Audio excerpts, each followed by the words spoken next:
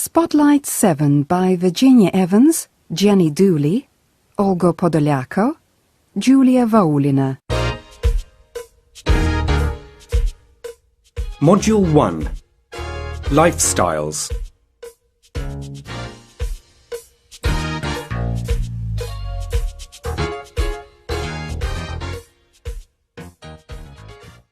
One A. A city mouse or a country mouse? Exercise 1A, page 6.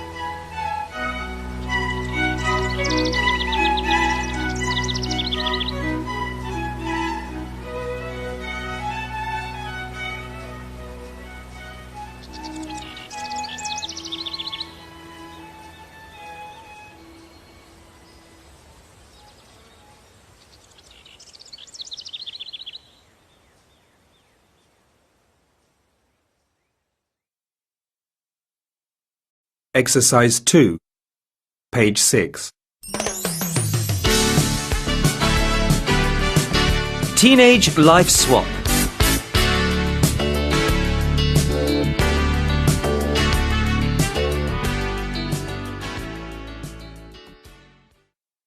Annabelle and Sarah are guests on a reality TV show. Annabelle lives in London. Sarah lives on a farm in the north of Scotland. They are swapping families and schools for a week. Annabelle, 14.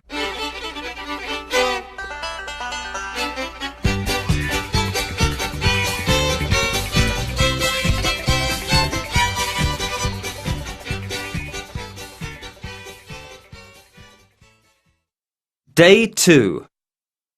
Everyone gets up at 5 a.m. because there's a lot to do on the farm. Sarah's mum is very nice. She brings me a cup of tea in bed, but I just go back to sleep. Later, I go outside to the farmyard to help Sarah's family. Today, we are milking the cows in the barn and feeding the chickens. The animals are lovely, but I can't stand the smell. Day 4. Sarah's mum takes me to school every morning. We drive 5 miles to meet the school bus, which leaves at 7 a.m. Sarah's school is very small, but everyone's so friendly. Day 6. Learning about farming is interesting, but I'm happy I'm going home tomorrow. The fresh air is nice, but it's too quiet here. I also feel isolated. In the city, the streets are crowded, but you have everything close at hand. I miss the hustle and bustle of London, but I don't want to leave all my new friends. Sarah, 14.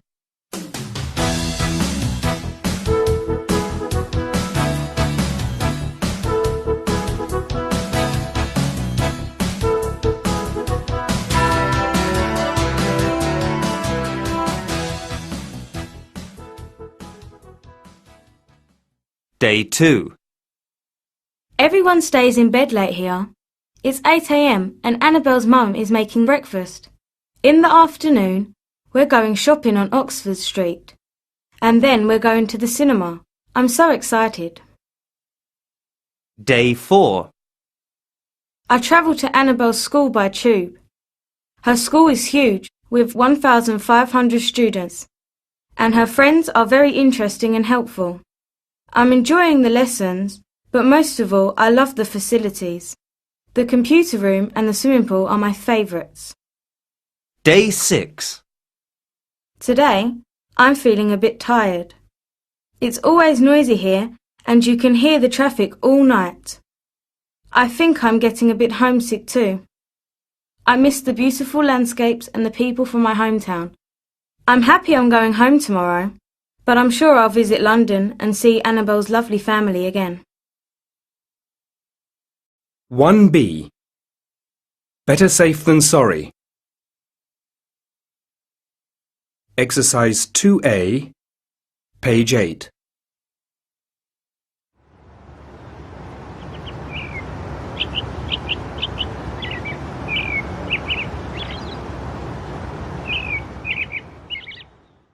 Hi, Joe. What's your dad doing? He's installing an alarm system. What for? Well, there are burglars around here. They're stealing things from people's houses. Really? Yes. You should tell your parents. You're right. They should probably install an alarm too. And you should be careful with your keys. Don't lose them or leave them near an open window. I didn't think of that. You know, there's a lot of crime in cities these days. I think you're right. We should be careful. Yeah, better safe than sorry.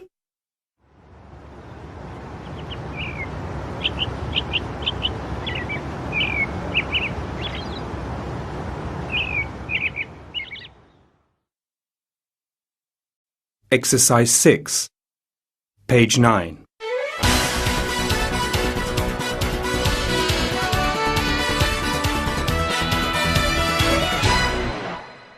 And now to a message from the police to our listeners. The police say that crime is increasing in the area and we should be careful. If you are out at night time, you should walk in a well-lit area. They also say that you should always have your mobile phone with you and call for help if you have a problem. Always keep your money close to you and don't carry a lot of cash unless you really have to.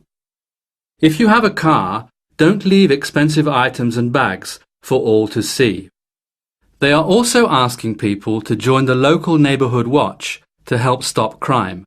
And if you don't have one already, you should get a burglar alarm for your home. 1C. Hanging out.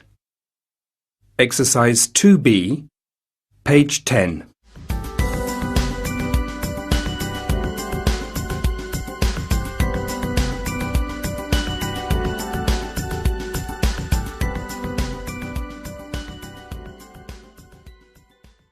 Kelly and Jamie tell us about their coolest spots in Sydney. My coolest spot is Darling Harbour. There are plenty of activities to choose from, such as a ride on the carousel, a film at the IMAX theatre, an exhibition at the Powerhouse Museum, or a visit to the fantasy world of Jacob's Toymaker. Kelly. Manly has lots of interesting attractions, including Ocean World and the popular surfing beach. But I'm crazy about one thing. Manly Skate Park. I love it there. I meet my friends and we skate all afternoon. Manly is also the best place to shop for skating gear. Jamie.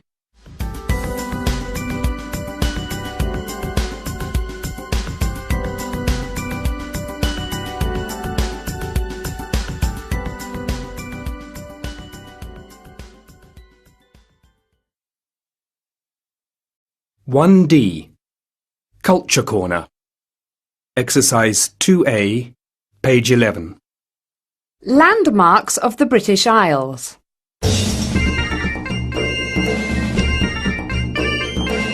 Malahide Castle is northeast of Dublin City, Ireland, and dates back to the 12th century.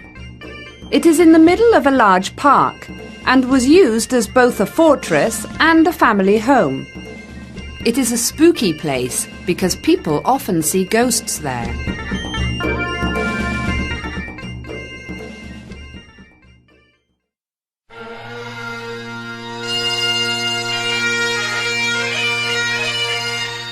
Edinburgh Castle is Scotland's most famous castle.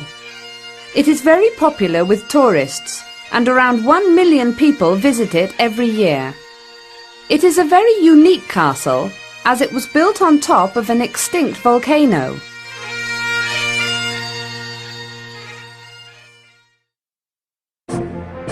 Conwy Castle in Gwynedd, Wales, is a classical 13th century fortress. It is a masterpiece of medieval architecture that took 7 years to build. It has 8 big towers that offer great views of the nearby river and the Snowdonian Mountains. The Tower of London sits on the banks of the River Thames. The tower is guarded by yeoman warders, or beefeaters. 8 big black birds called ravens live in the tower. There's a legend that says if they ever fly away, the tower will fall down.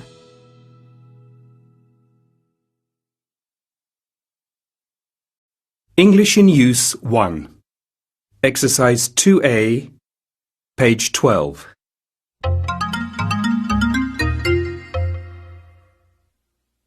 Next, please. Where to? Single or return? Return to Barbican, please. That's £6. Which line do I take, please? You're welcome.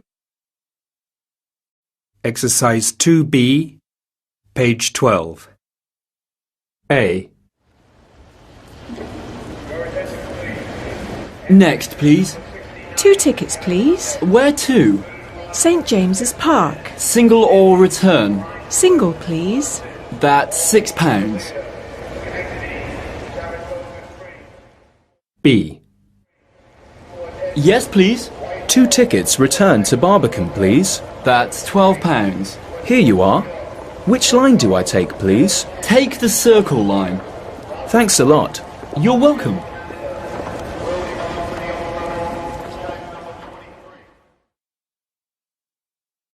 Exercise 4, page 12.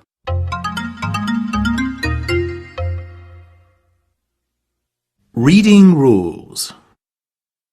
EA, double E. E. Steal. Seek. I.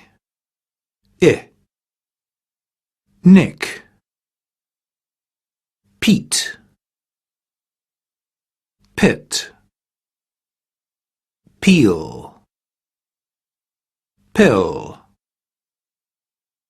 Beat. Bit. Slip. Sleep. Extensive Reading 1. Across the Curriculum. Geography. Exercise 1, page 13.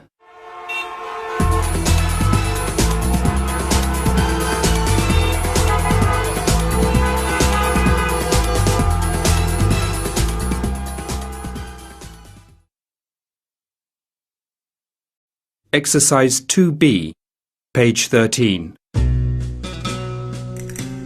Mexico City. Capital city of Mexico. Continent, North America. Population, 20 million. Language, Spanish. Currency, peso. Tourism. Mexico City is one of the world's largest cities. It has got beautiful old buildings, green parks, museums, and an exciting nightlife. It's a great place to visit. 9 million people visit it each year. Homes. Many people live in beautiful houses with gardens. Others live in blocks of flats near the city centre. Transport. Mexico City is a difficult city to drive in because of the heavy traffic. The city's fantastic metro network, however, has 11 lines and is very cheap. There are hundreds of buses, trolley buses and peceros, minibuses, too. Leisure. In their free time, Mexicans shop at colourful street markets. They also enjoy going to the cinema and theatre. They even have street parties. Football and horse racing are the most popular sports. Food. The people of Mexico City are very friendly. The food is excellent too. The restaurants serve delicious local food like tortillas and frijoles, beans.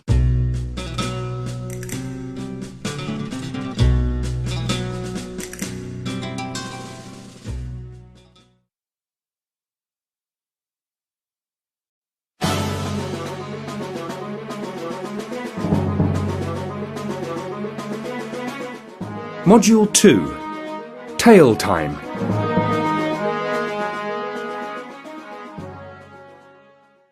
(2A). Bookworms. Exercise 2B, page 16.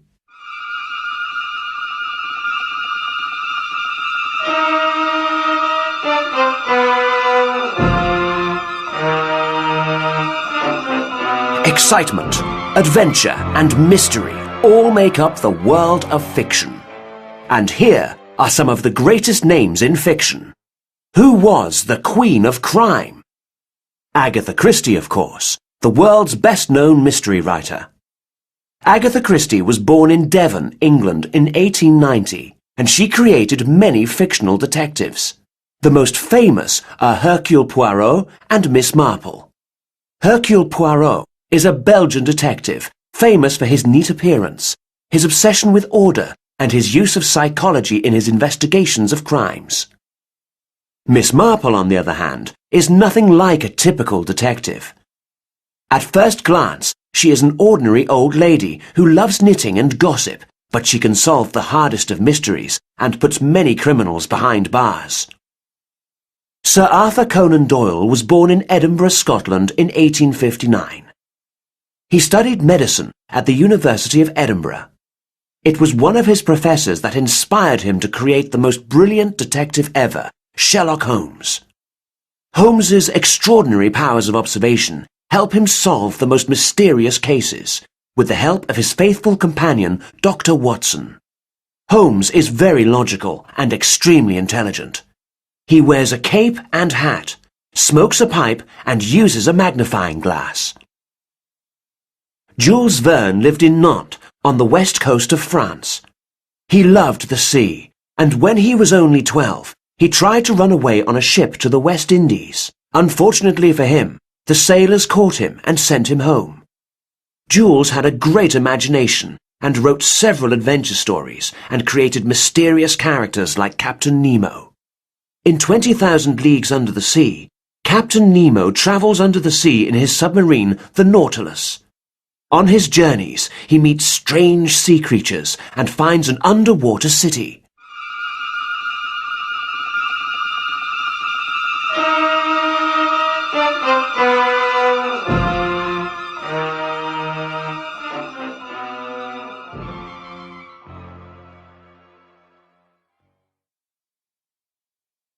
(2B). A classic read. Exercise 1, page 18.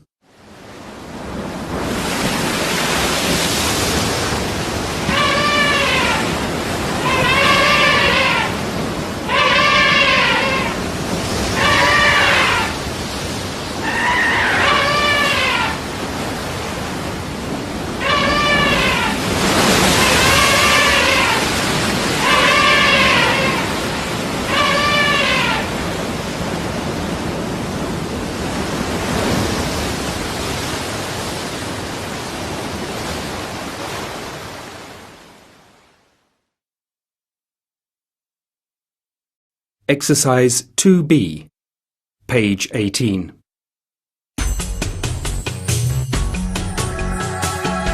Journey to the Centre of the Earth by Jules Verne is an adventure story about a professor, Otto Lidenbrock, and his nephew Axel.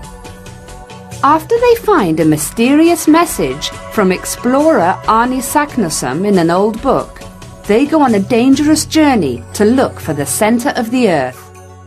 During their adventure, their raft is broken against rocks, and they discover an amazing place. While Hans repairs the raft, Axel and the Professor look around. Let's explore this area over here. What's that noise? Quick, hide! The men hide behind some bushes. Look, a man and huge elephants. But they used to live thousands of years ago. When we get home, people will be amazed by what we saw. But will they believe us? We must get back to Hans and the raft. Wait, what's this? It's a very old knife. It must be Arne Saknussemm's. The Professor finds initials on a cave wall. Saknussemm was here. The compass must be broken. We found it. This must be the last part of Arne Saknussemm's journey. Quick, let's find Hans and come back.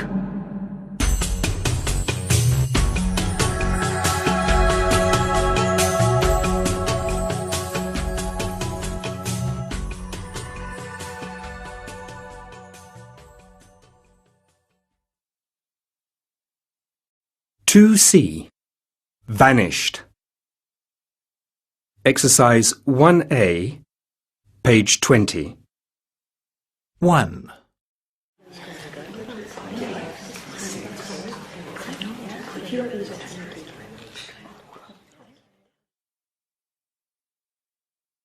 Two.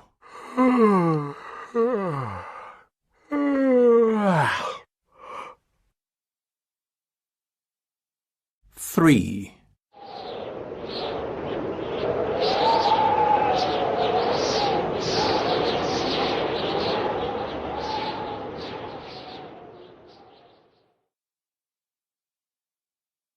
4.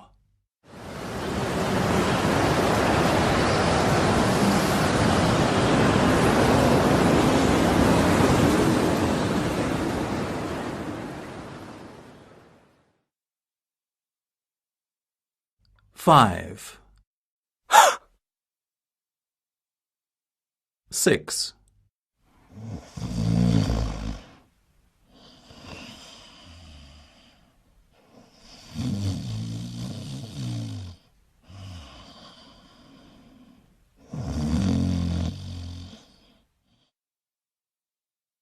7.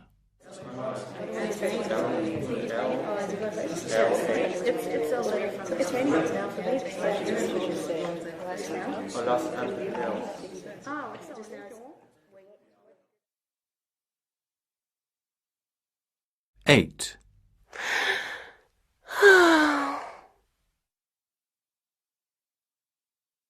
9.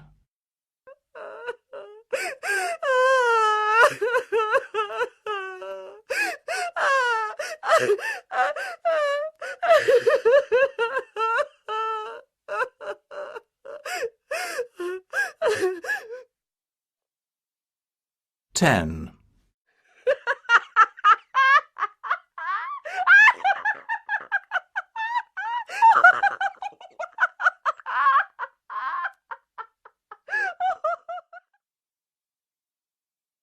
'Exercise 1C, page 20.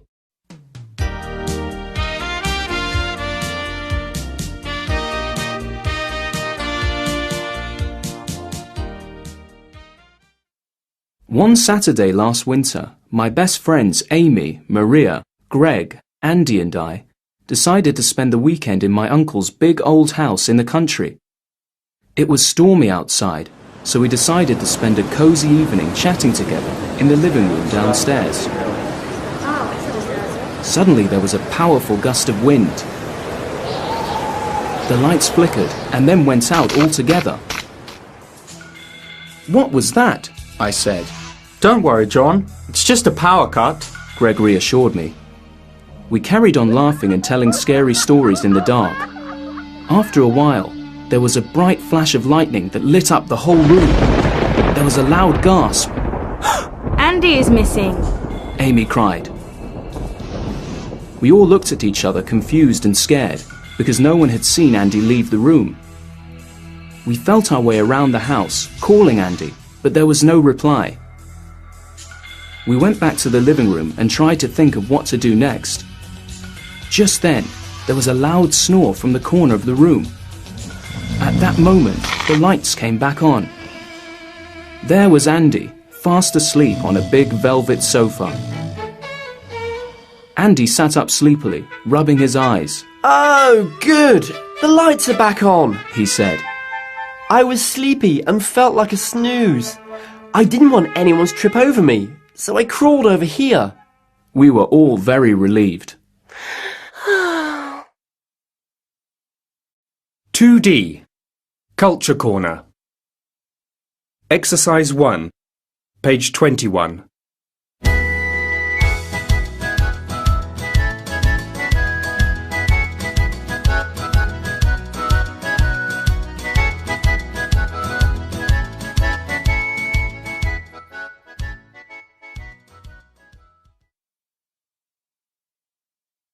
Exercise 2A, page 21.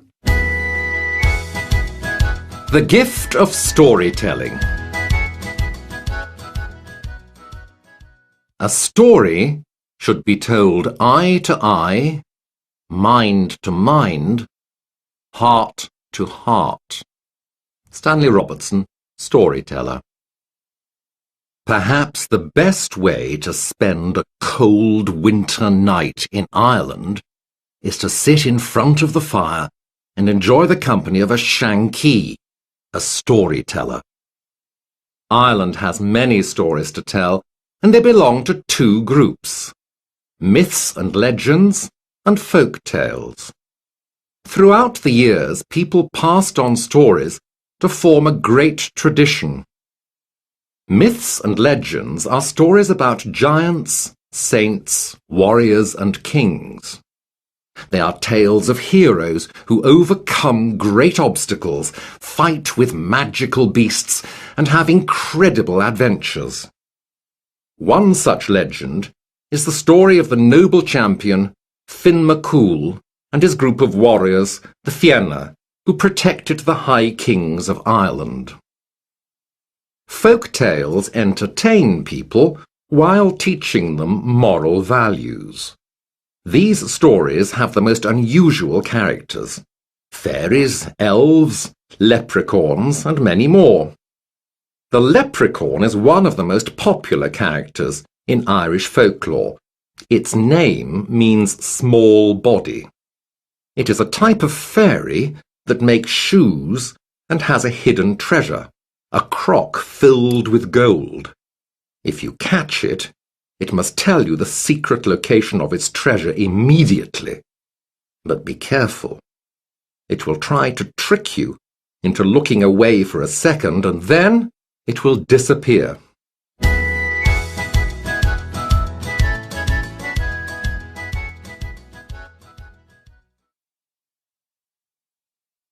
English in Use 2. Exercise 1A, page 22.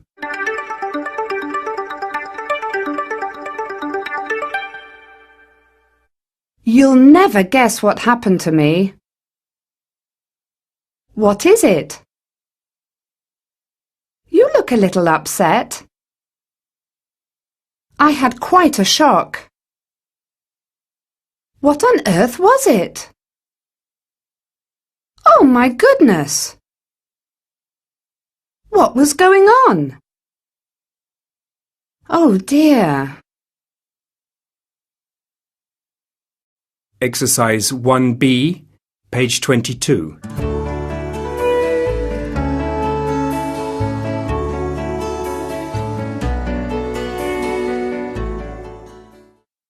Hi, Penny. Hi, John. You'll never guess what happened to me. What is it? You look a little upset. Oh dear, I had quite a shock. Really? Why? I was at the zoo when I heard people shouting and screaming. What on earth was it? Everyone was around the fountain and they all looked really scared. Oh my goodness! What was going on? Did someone fall in the water? Not someone, but something. There was a long orange snake with black stripes swimming around in it. Oh dear! Was anyone hurt? No, the guards caught it quickly and put it back in its cage. Well, well, well. You don't see that every day, do you? No, you certainly don't.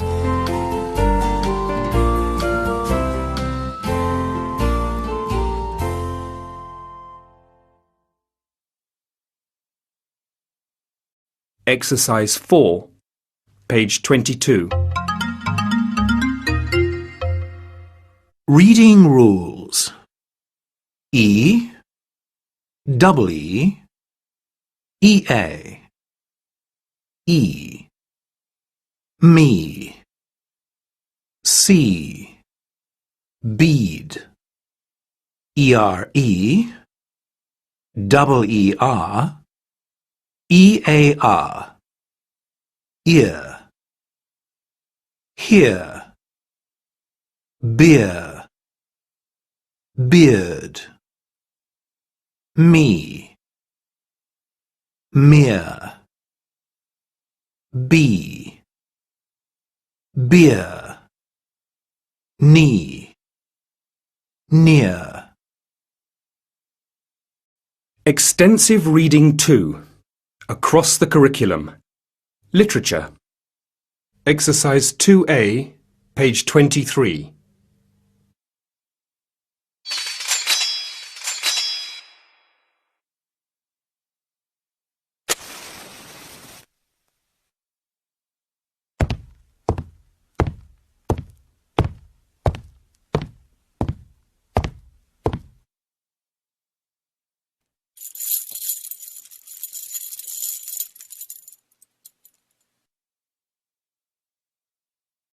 Exercise 2B, page 23.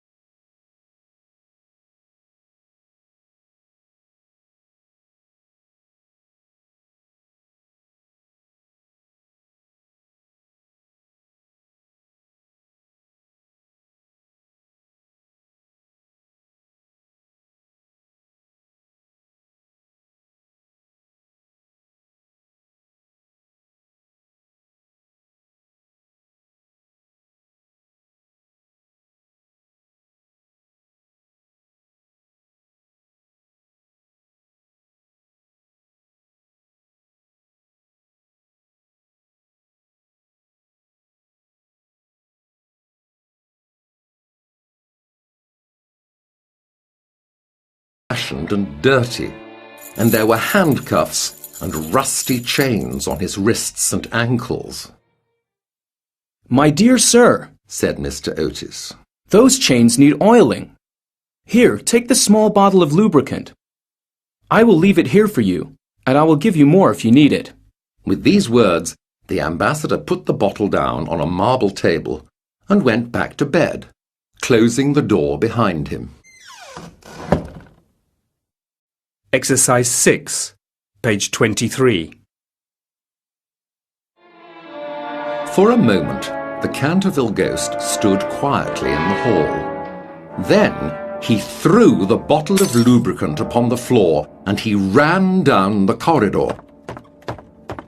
Just as he reached the top of the great wooden stairs, a door opened and two little white-robed figures appeared, and a large pillow flew past his head. There was no time to be lost, so he vanished through the wall, and the house became quiet again. On reaching a small secret room, he leaned up against a wall to get his breath. He wasn't very happy. For the first time in 300 years, he felt insulted.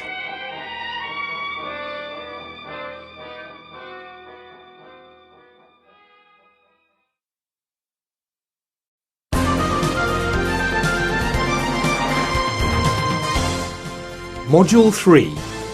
Profiles.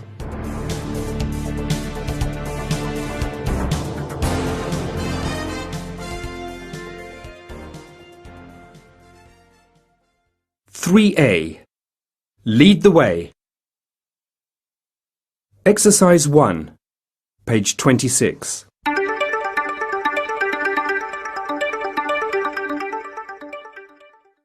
Sewing. Writing stories.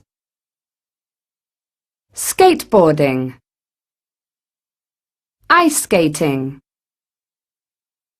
Knitting. Collecting stamps. Playing chess. Boxing. Fencing. Football. Painting. Songwriting. Exercise 3B, page 26. American teens with drive.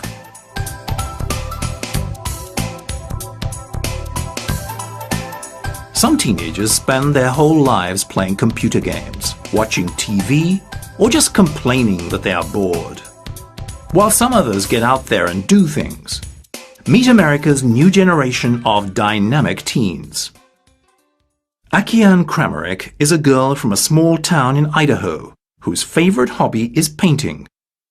Akiane is very creative and learned how to use pastels when she was 6. She pays a lot of attention to detail, and her paintings are very realistic. She finished 40 paintings that sold for as much as $25,000.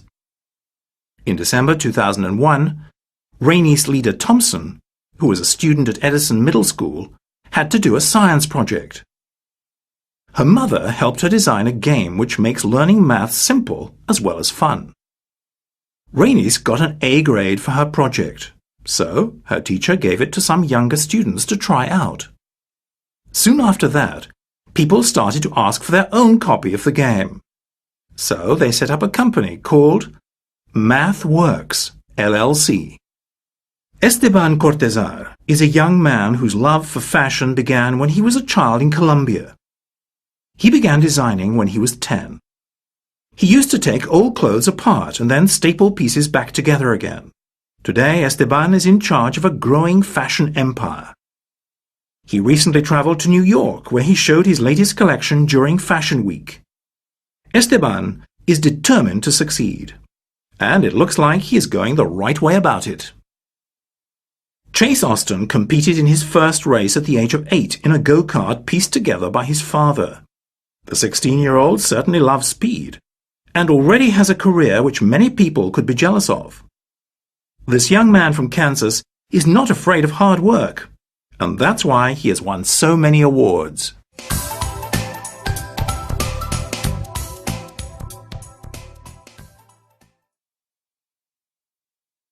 (3B).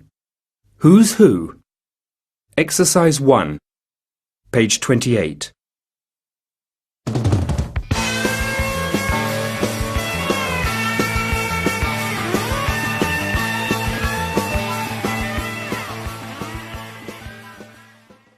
As promised, today we're talking with students about their favourite storybook characters and those we love to hate.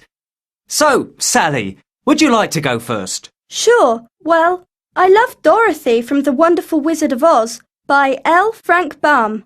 She's a cute young girl with lots of freckles and long brown hair that she wears in pigtails. Her enemy is the Wicked Witch. She's old and ugly, and she has a horrible thin face. Ugh! Thanks, Sally. How about you, Patrick?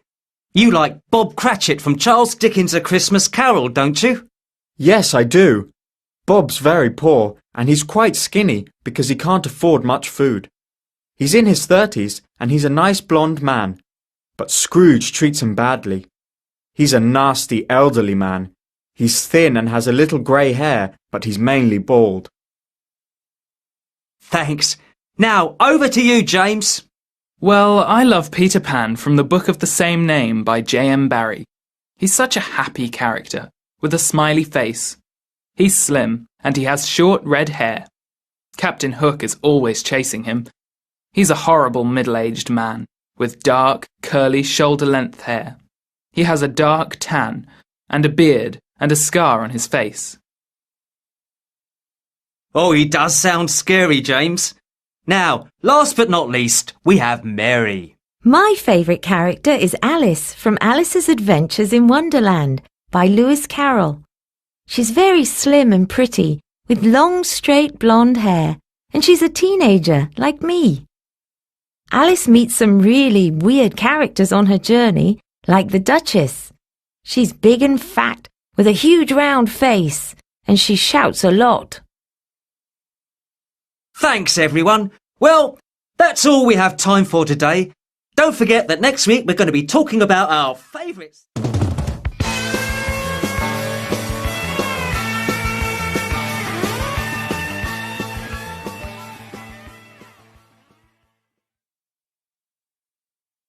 Exercise 3A, page 28.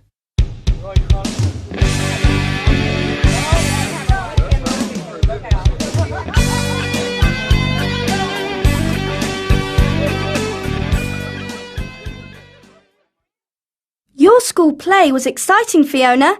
Thanks for inviting me. I'm glad you enjoyed it, Clara. Everyone worked hard to stage Alice in Wonderland. Do you want to meet the actors? Yes, I'd love to, but I can't tell who is who. I only remember them in their costumes on stage. OK, let me help you. Can you see the short boy over there with the spiky blonde hair and freckles? The one with the spiky hair? Yes, that's Robert. He played the part of the White Rabbit. Oh, really? He was very funny. What about the Duchess? Julie was the Duchess. She's the tall, well-built girl with the long, dark hair in the corner. She looked huge in that big costume. And who played the Cheshire Cat? Oh, that was Matt, the boy next to the coffee table, the one with the short brown hair. He's so cute. Come on, I want you to introduce me to him first.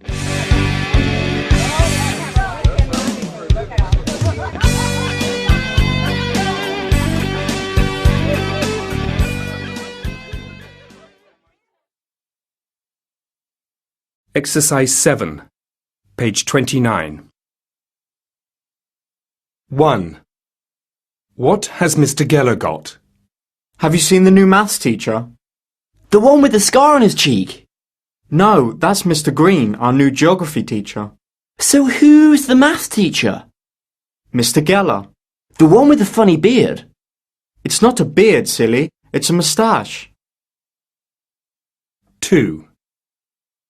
What is Lucy's hair like? I like your hair, Lucy. Really? My sister says it was nicer when it was straight. No, I think it's better wavy. Me too. Thanks. 3. Where is Anne going? Anne looks lovely. Is she going out? Yes, she's going out with friends. Is she going to the theatre again? No, she wanted to, but there were no tickets left, so she's going to see a film. 3C. Against all odds. Exercise 1, page 30.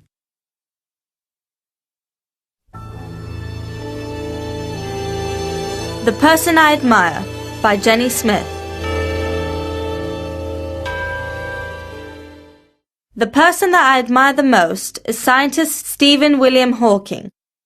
He was born on the 8th of January 1942 in Oxford, England. Stephen is famous for his work on the basic laws of the universe. He is also famous for the way he copes with having motor neurone disease, MND. Stephen studied physics at University College, Oxford. He was diagnosed with MND while still at university. Stephen slowly lost control of his muscles and eventually he couldn't walk. Despite this, he finished his studies, got married and started a career at the university. Some years later, he lost his voice completely. Unfortunately, he was in the middle of writing a book at the time, and suddenly had no way to communicate other than blinking. Today, a computer system on his wheelchair enables him to speak. Of his many books, A Brief History of Time is Stephen's bestseller. The reason I admire him is because he is very intelligent and brave, and he never gives up on life. When I think of him, I know that anything is possible as long as you really want it and work hard to achieve it.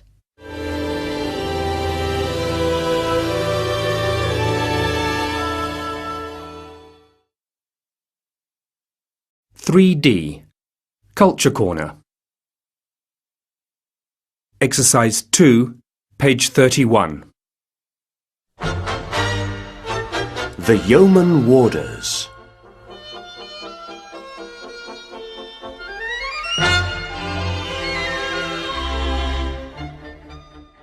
A trip to London is never complete without a visit to the Tower of London.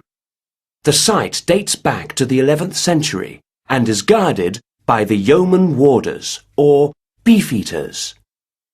King Henry VIII first introduced beefeaters in 1485, when he used them as bodyguards. Their duties included looking after the prisoners in the tower and guarding the crown jewels. These days, though, their main role is to act as guides for the many tourists that visit the tower every year. They also take care of the 8 big black ravens that live in the tower. There are 36 yeoman warders at the tower, and they are all men who were in the armed forces for 22 years or more. They live in the tower with their families. The Beefeaters are most famous for their striking red and gold uniform, but they actually only wear this on formal occasions. Most of the time, they wear a dark blue uniform with red trimmings. No one is exactly sure where the name Beefeater comes from. One theory says that the warders used to be paid with meat instead of money. Others say that the name comes from the French word bouffetière. Bouffetières were guards in the palace of French kings. They protected the king's food.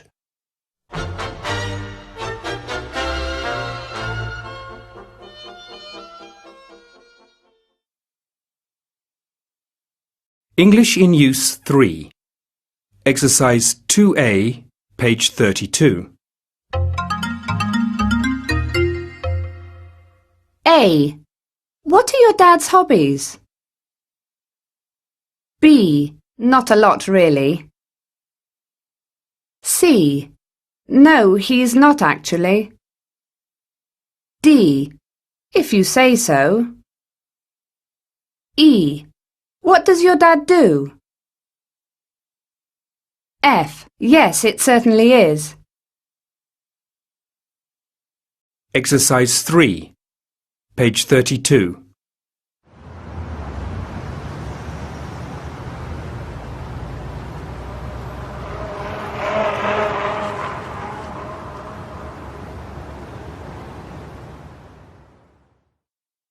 Hi, Peter. Where were you? In my dad's office.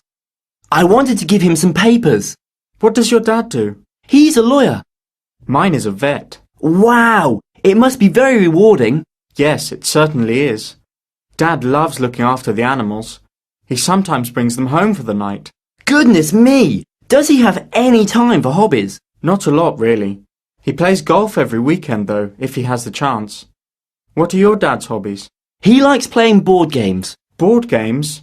They're a bit boring, aren't they? He doesn't seem to think so. He loves sitting by the fire playing chess. If you say so, but I'm not sure if I agree.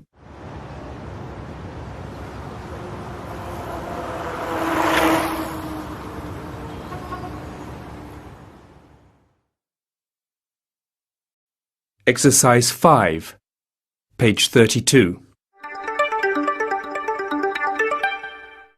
Reading rules. E. Get. A. Glad. Set. Sat. Bed. Bad. kettle, cattle. Pet, pat. Extensive Reading 3. Across the Curriculum. History. Extensive Reading 3. Across the Curriculum. History. Exercise 2, page 33.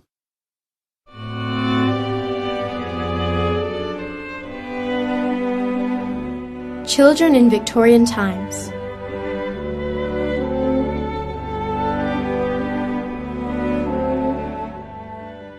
Victoria was the Queen of England from 1837 to 1901.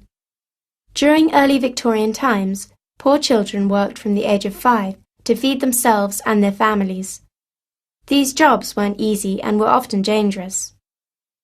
Many children worked as chimney sweeps because they were small and thin. They climbed up narrow chimneys to clean them. Street children or orphans usually did this job. A lot of children also worked in cotton factories. When the cotton threads broke, children went into the machines to fix them. This was very dangerous. Other children worked in coal mines. They pushed trucks of coal, or they opened and closed doors to let air through tunnels. The masters were often cruel. Children worked long hours for very low wages. A lot of children had health problems and accidents. Lord Shaftesbury helped to stop adults from using young children at work. He started free schools for poor children. By the end of Victorian times, all children went to school until the age of 10.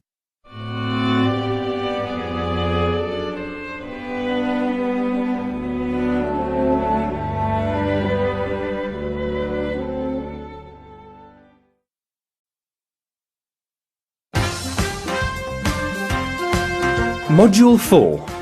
In the News. 4A. News Stories. Exercise 3B, page 36. News 24. The Bare Necessities. A woman from Vancouver, Canada, came home from work one day to find herself in the middle of a real-life nursery rhyme. Paula Green is now called Goldilocks by her friends after finding a hungry bear in her kitchen. The 2-year-old brown bear was eating Paula's porridge, so she quickly went into the next room and called for help. Eventually, the baby bear finished his meal and ran off into the forest. Luckily, there was no sign of a daddy or mummy bear. Scorpion in a bunch of grapes. A deadly scorpion found on a kitchen table caused panic for a family in Wales.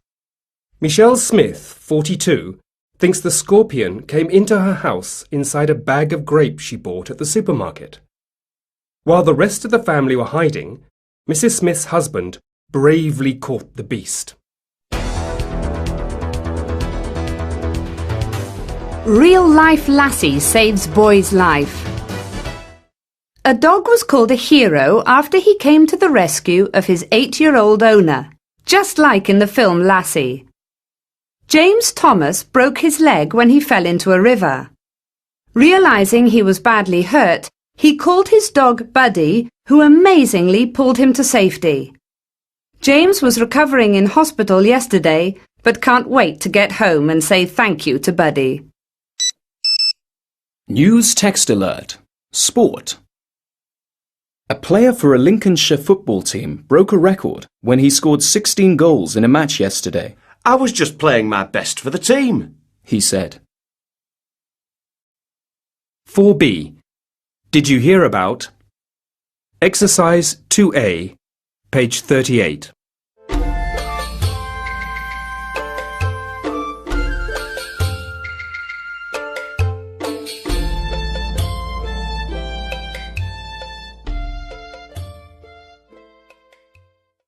Good evening, Mr. Shah. I'm from the Hong Kong Herald. Can you tell me what happened to you in your taxi today? Well, it was about 4 o'clock in the afternoon, and I was driving home. Go on. When suddenly something flew down from the sky and hit my car. I was surprised. Wow! What was it? A huge turtle. That's unbelievable. I know. I stopped the car and got out. The turtle was lying on the ground, and 2 people were running towards it. They looked very worried. Who were the people? The turtle's owners. It seems that the turtle was crawling on the balcony of their 10th floor apartment when it fell off onto my car. Oh dear, that's terrible. So how was the turtle? And your car? Well, the turtle was fine, but my car was badly damaged. How do you feel now, Mr. Shao? Well, I'm still a bit shocked. I'm not surprised. What a story, Mr. Shao. Thank you for sharing it with us.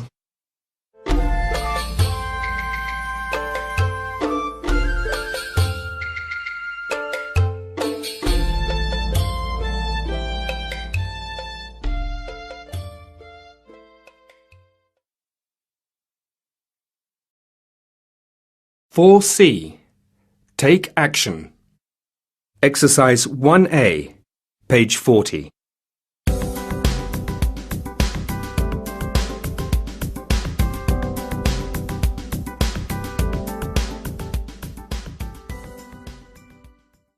A group of students came up with the idea of making a school club to help save the environment. Tanya Brunton, Alicia Morton, Gina Montgomery, Clive Forsyth, Jim O'Sullivan and Carl Johnson created the Nature Madness Club and won the award for the best student work. At first, their club only had 30 members, but word soon got around that Nature Madness was fun, and less than a month later they had over 300 students.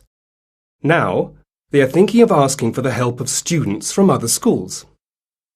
Nature Madness members took part in lots of after-school activities. They took classes to find out about pollution, recycling and conservation. The whole team helped to make the classes more interesting by using pictures and videos and so on. After that, the members organised different events and activities such as recycling or clean-up days, planting trees and helping stray animals. The mayor gave each student a gold medal for their good work. Their teacher, Barbara McAlpine, said at the ceremony, "I'm extremely proud of my students. They proved that you don't have to wait until you're grown up to do important things."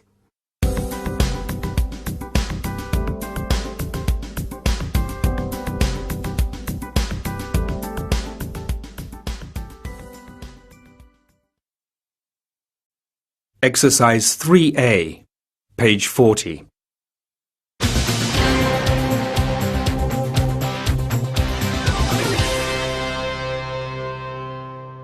And Rovers fans are celebrating all over the country tonight after their team won the national championship for the 3rd time, beating the Reds 3-1.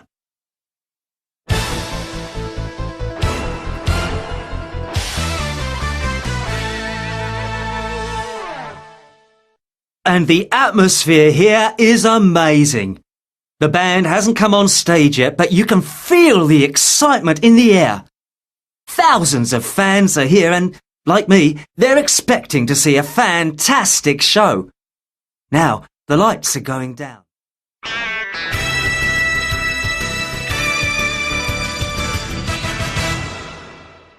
Claudia is wearing a delightful pink summer dress. It's a typical Stefano creation, but it looks like this year's collection is going to be a big success. The audience love it, and the photographers are taking thousands of pictures. Now, here's Kate in an elegant 2-piece suit.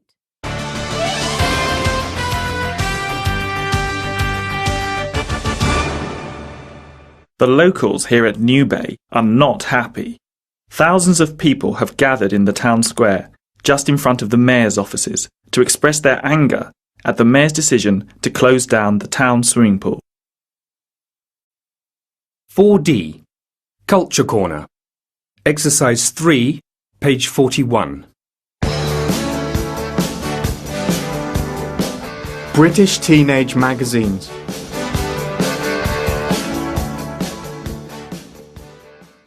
About half of British young people aged 12 to 16 read teenage magazines.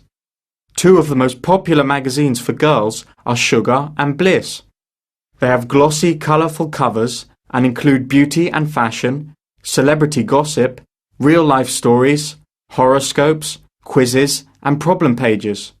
Of course, boys don't usually find these magazines very interesting.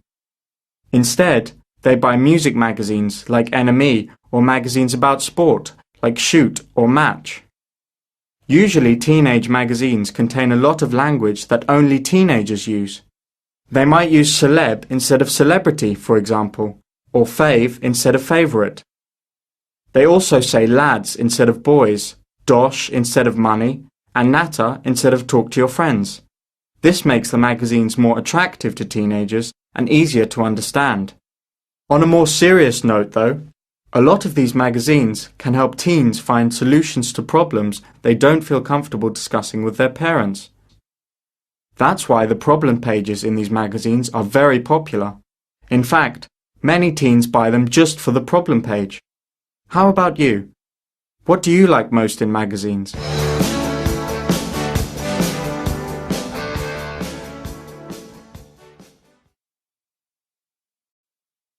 English in Use 4. Exercise 2, page 42.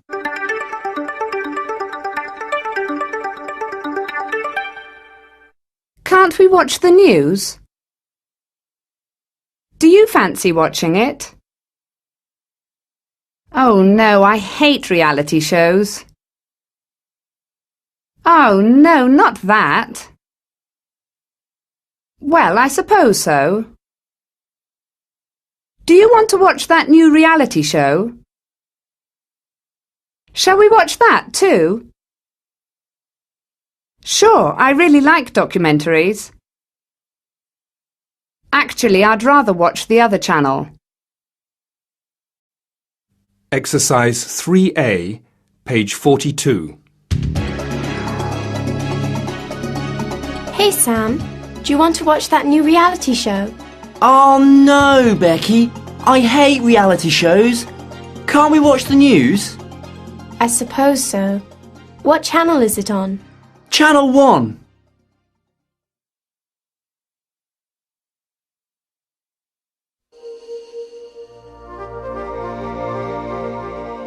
Julie, there's a documentary about dolphins on TV.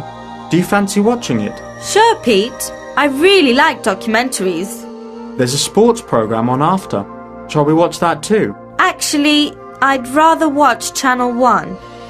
Why? What's on? EastEnders, my favourite soap opera.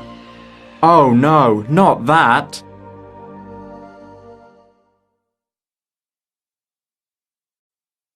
Exercise 6, page 42.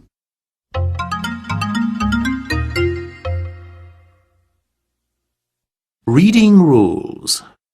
AI, plus R, plus vowel. Air, Mary, Harry. Belly, Harry. Fairy, marry. Lad, ferry. Barely, dairy. Exercise 6, page 42.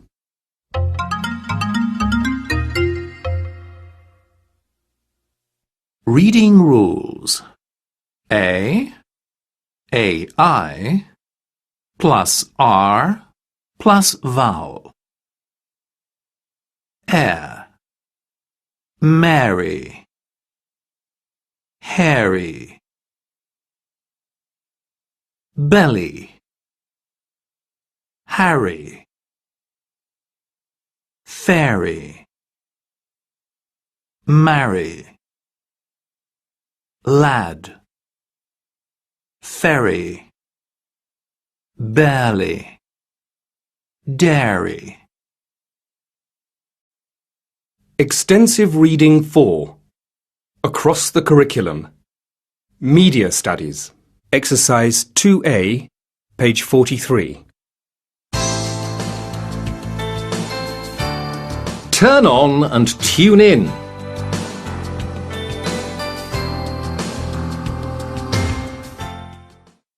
Lots of universities in Great Britain have their own radio station.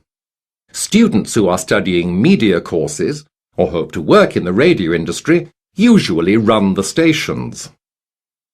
The radio stations entertain the students by playing all the latest music and chart hits. They also review bands, films, and new CDs, among other things. On a more serious note, the radio station informs the students about all the news on campus and in the local area. A radio station needs several people to run smoothly. Firstly, there's a DJ who presents the show and plays the music. There is a journalist who writes and then reads the news. A technician or engineer is always nearby in case the equipment breaks down. Lastly, the producer organises everything and controls the show. Working for the radio station is good for the students involved. They gain useful practical experience that may help them find a job in the future. If you want to find out more about student radio, go to www.radiofeeds.co.uk/other. You can even listen to the stations online.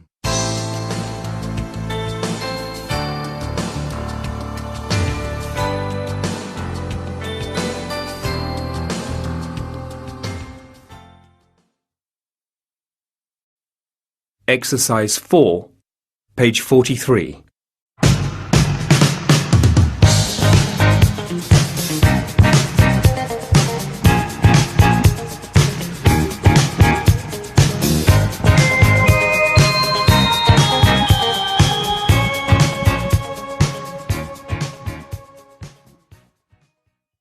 Good morning, listeners, and welcome to Breakfast Time with your DJ, Alison Cole. We're coming to you live from the studios of Radcliffe University with the news that matters to you.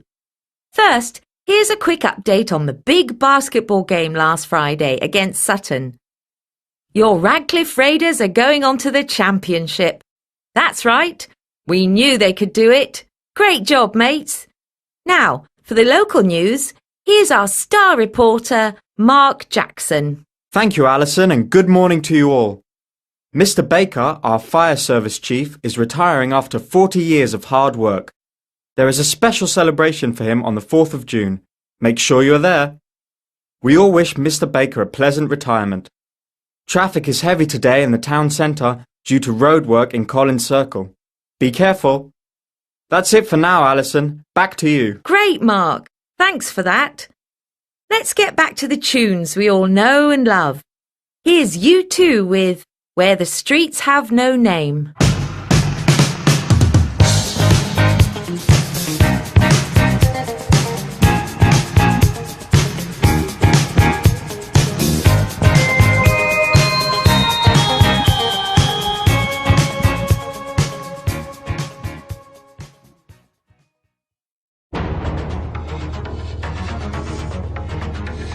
Module 5. What the Future Holds.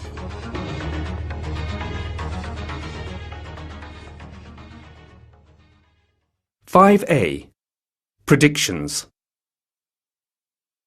Exercise 6, page 47.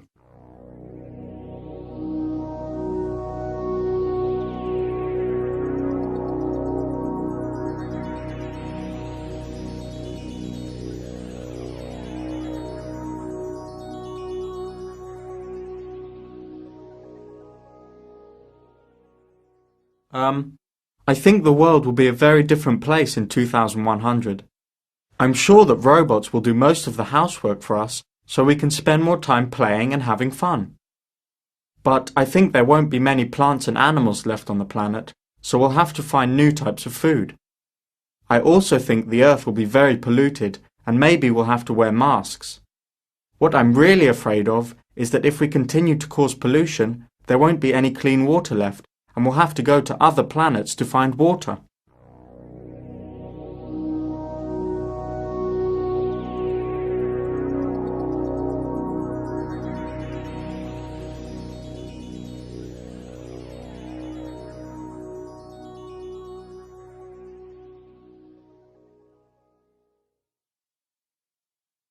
(5B) Gadget Madness. Exercise 2B, page 48.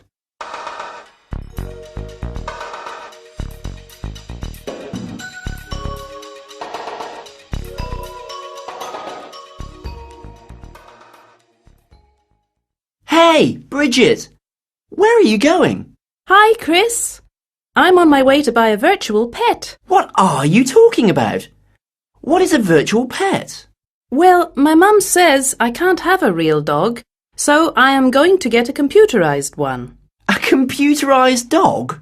Yes, Chris, I'm going to buy a puppy. Name it, feed it, and train it. All I have to do is press buttons on the gadget. So when your virtual dog is hungry, you press a button that shows you're feeding it? Exactly. There is a button for walking it as well. It will be like having a real dog, because you have to take care of it every day. Oh, come off it. It won't be like a real pet because it won't show you any affection. Well, you have a point there.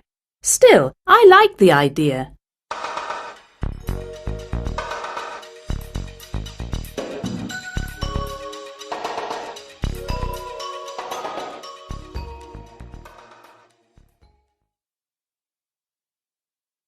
Exercise 8, page 49.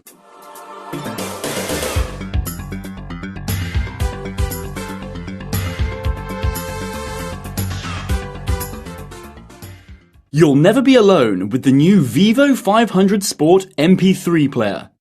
This is the MP3 player you've been waiting for. The new Vivo 500 with its splash-proof player and headphones means you can take it to the beach or the swimming pool this summer and not worry about water. Its built-in speaker means you can share your music with your friends. And not just a few songs. No, this player can store up to 2,000 songs. And all for £199. It's the best in MP3 technology. Small, light and easy to carry. Get your own Vivo 500 now. For information, call 0800 755 844.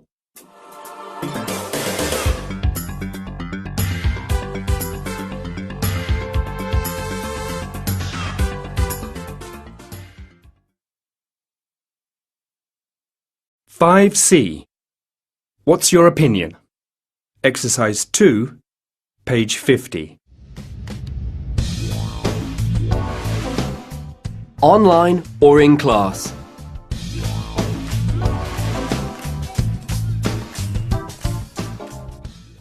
Many people believe that there won't be any schools in the future. Instead, students will learn at home with the help of a personal computer and the internet. It is true that technology plays a big part in learning today. In many parts of the world, students use personal computers to write their school assignments or keep notes of lectures. What's more, students go online to look up useful information or do an online course. However, computers will never be able to replace teachers. Teachers motivate their students, help them out with difficult tasks, answer their questions, and give clear explanations. Moreover, teachers show young children how to behave and act as role models for them. To sum up, technology can help students learn things. Unfortunately, it cannot offer them the inspiration and support that teachers can.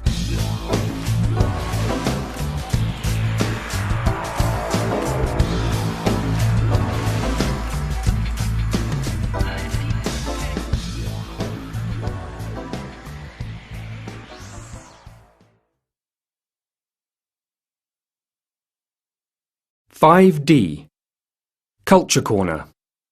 Exercise 1, page 51. High-tech teens. Teenagers spend a lot of time in their bedrooms hanging out with their friends. But your average teenager's bedroom has changed a lot in the past few years. Up until recently, teenagers had teddy bears, dolls, sports equipment, tape recorders, board games, and the odd radio in their bedroom. Nowadays, these traditional toys are all but gone, and innovations such as MP3 music players and games consoles are popular instead. A recent survey showed that 7 out of 10 British teens have a TV in their room, and 6 out of 10 have a games console.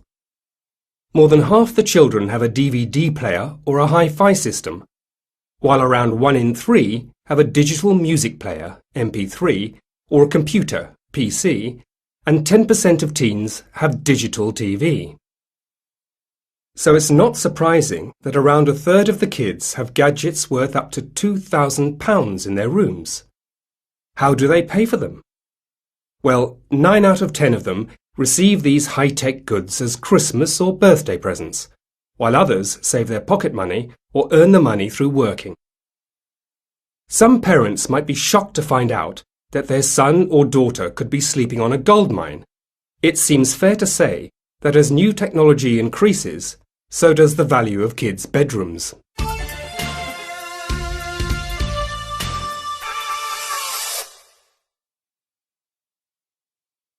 English in Use 5. Exercise 1B, page 52. Can you help me send an email? This is how you can send an email.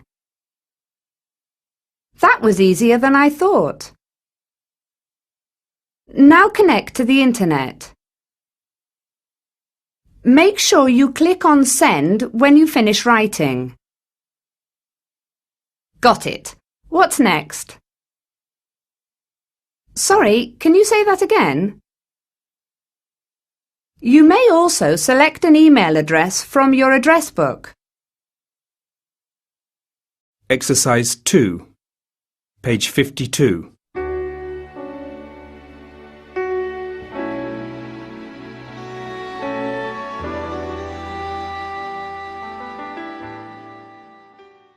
Mark, do you have a minute? Sure, what do you need? Can you help me send an email? No problem, Kathy. First of all, turn on your computer. All right. Now connect to the internet. Then access your email account. Got it. What's next? Click on Create a Message and type it in. Make sure you click on Send when you finish writing. Anything else, Mark? Oh yes, include the email address of the person you're sending it to. Thanks, Mark. That was easier than I thought.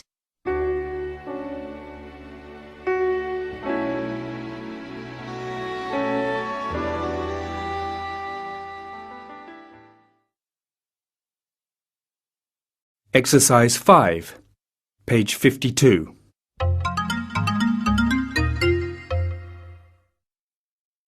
Reading rules. A plus LM, SK, LF. Half.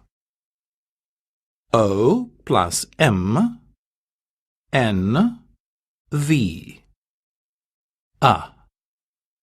Some. Calm. Come.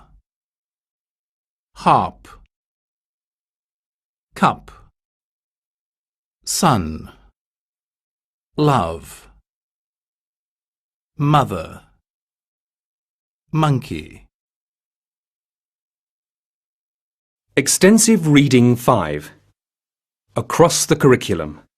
ICT. Exercise 2A, page 53. Simulating reality.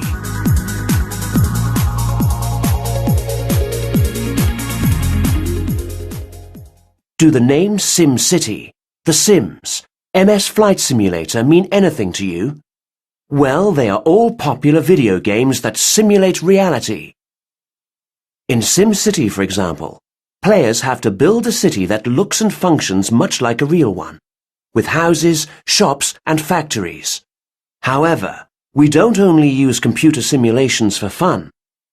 There are many things that we cannot study or test in real life because it would be too difficult or dangerous. Computer simulations make such study and testing possible. In the past, for example, pilot training used to be very dangerous. Nowadays, pilots can practice their skills before they enter the cockpit by using flight simulators. Engineers also use computer simulations to design and test new products before people start using them. They can identify dangerous faults in cars and buildings, for instance, and therefore save lives. With the help of computer simulations, we can develop new things without putting people's lives at risk during real-life testing. They not only provide us with entertainment, but also play an important role in our future.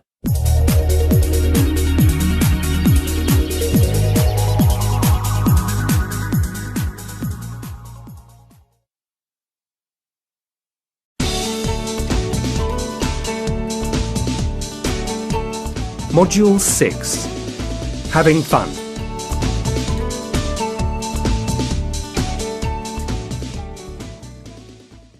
(6A).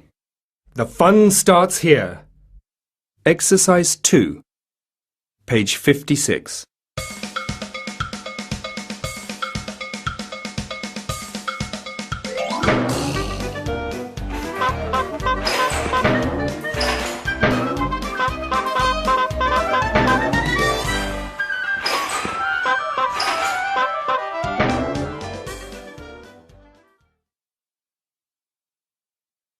Exercise 3, page 56.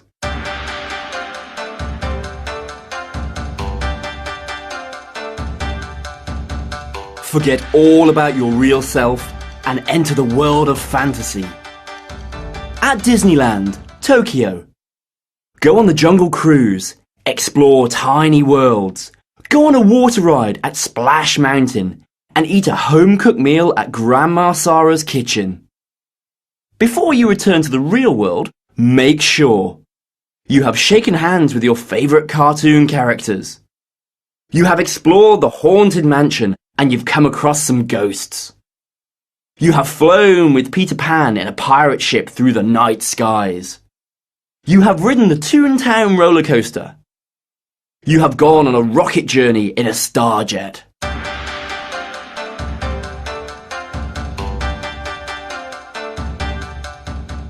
A world of wonders. Have you ever wished you could travel around the world in minutes?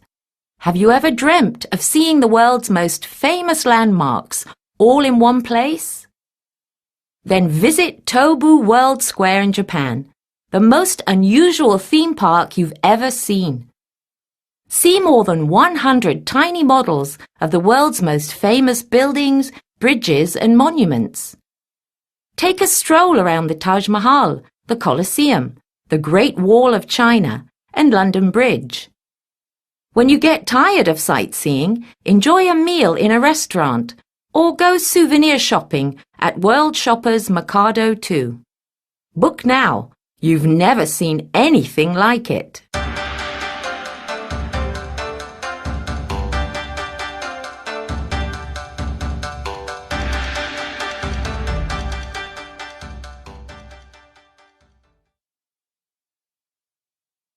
(6B). Teen camps. Exercise 2B, page 58.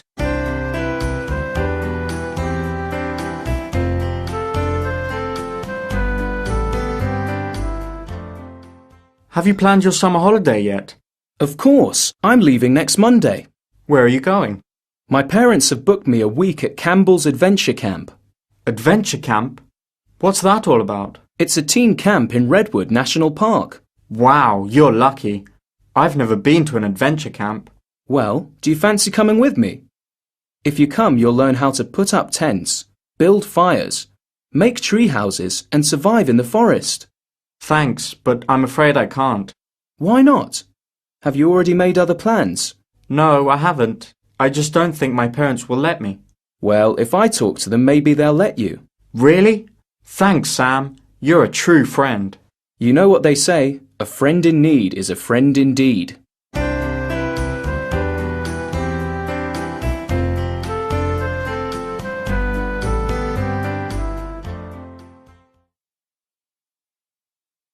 Exercise 8, page 59.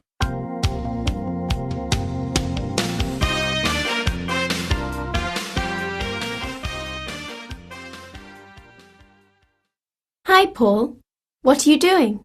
Oh, I'm just filling in the form for teen camp. Good. What class have you chosen? Rafting? I wanted to do rafting, but the class is full, so I've chosen survival skills. Survival skills? That sounds serious. Well, I think I'll learn a lot. How about you, Sally? What have you chosen? You know me. I'm not the outdoor type, so I won't be doing rafting or anything like that. No, I've chosen acting. That's good. I'm sure you'll like it. Do you know what the others have decided to do? Yeah. Let's see. Edward decided to do web design. At first he wanted to do video game design, but the classes were full too. Edward and his computers. I know, he loves them. How about the girls? Well, you know Jenny loves horses, so she has decided to take horse riding lessons. And Lisa's like me. She doesn't like hiking or rafting. She's chosen to take painting classes. It's funny. We've all chosen different things. I know. It will be strange not being together all day.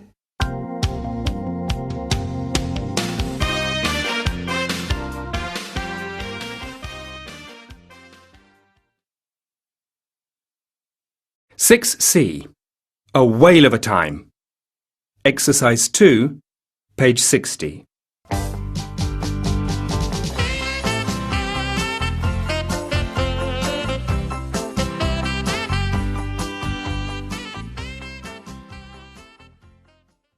Hey Mike, greetings from California. I am having the time of my life.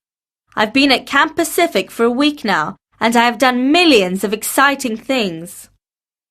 So far, I've met a lot of interesting people and I've made some new friends. Together, we've gone sailing, wave riding and water skiing. The beaches are fantastic, so we've spent some time sunbathing too. We have visited Legoland, the famous theme park, and we've been on some hair-raising rides. We haven't done any souvenir shopping yet, but there's plenty of time for that. I've taken a lot of beautiful pictures to show you when I get back. See you in 2 weeks. Take care. Love, Janet.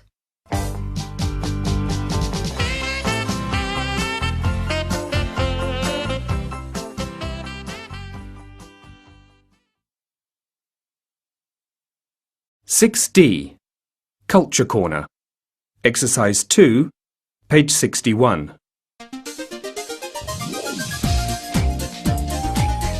Legoland, California. There can't be many people around the world who haven't heard of Lego. These colourful plastic bricks have been a children's favourite for many years. You can build just about anything with Lego bricks: cars, houses, castles, spaceships, and a trip to Legoland, California will show you that anything is possible with Lego. Among the attractions at Legoland, California is Dino's Island, where you can dig for dinosaur bones and fossils, or take a ride on the Coastosaurus roller coaster. Or why not visit Funtown, where young visitors can drive a fire truck, fly a plane, and get an official Legoland driving license. Everyone's favourite is Knight's Kingdom, where you can ride the fantastic dragon coaster through the castle and find out what life was like in the past. At Explore Village, you can go on an African safari trek and see giraffes, zebras, lions, and other animals made out of Lego. Before you leave Legoland, California, be sure not to miss Miniland, USA. 20 million Lego bricks form amazing models of American landmarks such as the Statue of Liberty and the Kennedy Space Center. This is certainly one of the most spectacular sights at Legoland, California, and will make your visit here unforgettable.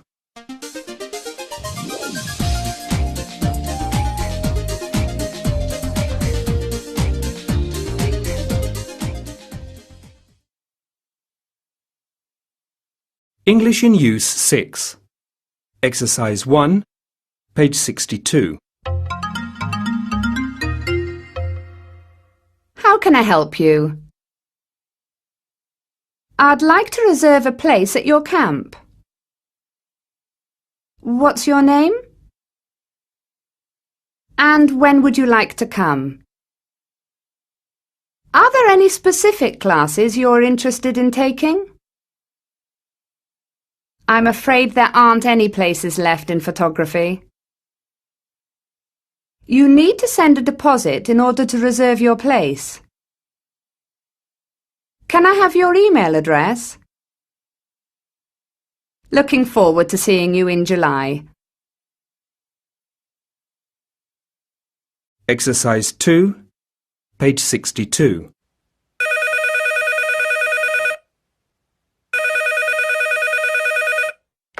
Good morning, Keir Camp. How can I help you? Oh, hello. I'd like to reserve a place at your art and drama summer camp, please. What's your name? It's Mark Brown. And when would you like to come? From the 1st to the 16th of July, please. OK, that's fine. Are there any specific classes that you are interested in taking? Yes, I would like to do painting and photography. I'm afraid there aren't any places left in photography. OK, then how about sculpture? That's fine. I've made the booking. You need to send a deposit in order to reserve your place. Can I have your email address so I can send you details of our bank account? Of course. It's mark@coolmail.com. Thanks, Mark. Looking forward to seeing you in July. Thanks a lot. Bye. Exercise 5, page 62.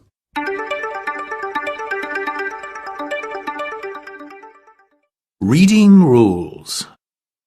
U, I, plus R. Per. Third. O, OA, plus R. Or. Nor.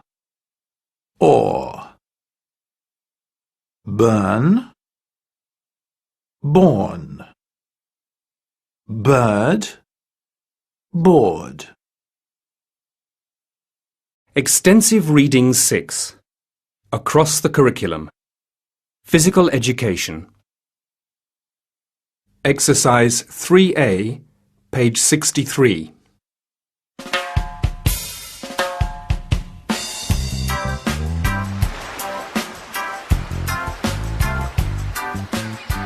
When it comes to sporting activities, swimming in the pool can be great exercise, but also very dangerous.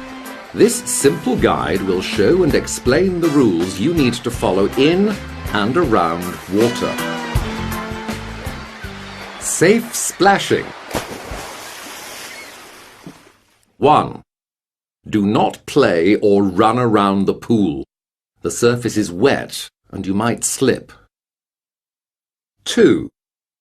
You probably know how to swim, but some people don't. Do not push anyone in, because you can put them in danger. 3. You shouldn't eat before swimming, because it can lead to stomach cramps and a risk of drowning. 4. Make sure you know where the lifeguards are and call them if you get into trouble. They are there to save lives, so always do what they say. 5. Always pay attention to the no diving signs around the pool. Only dive in designated areas. 6. Never jump in like this.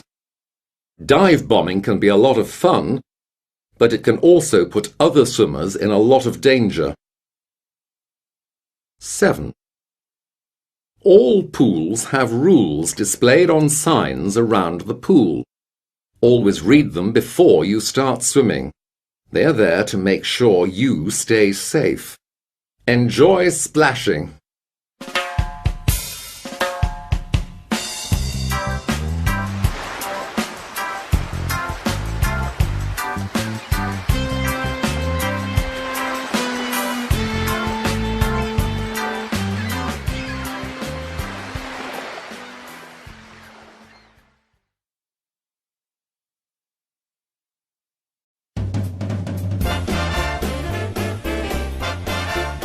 Module 7. In the Spotlight.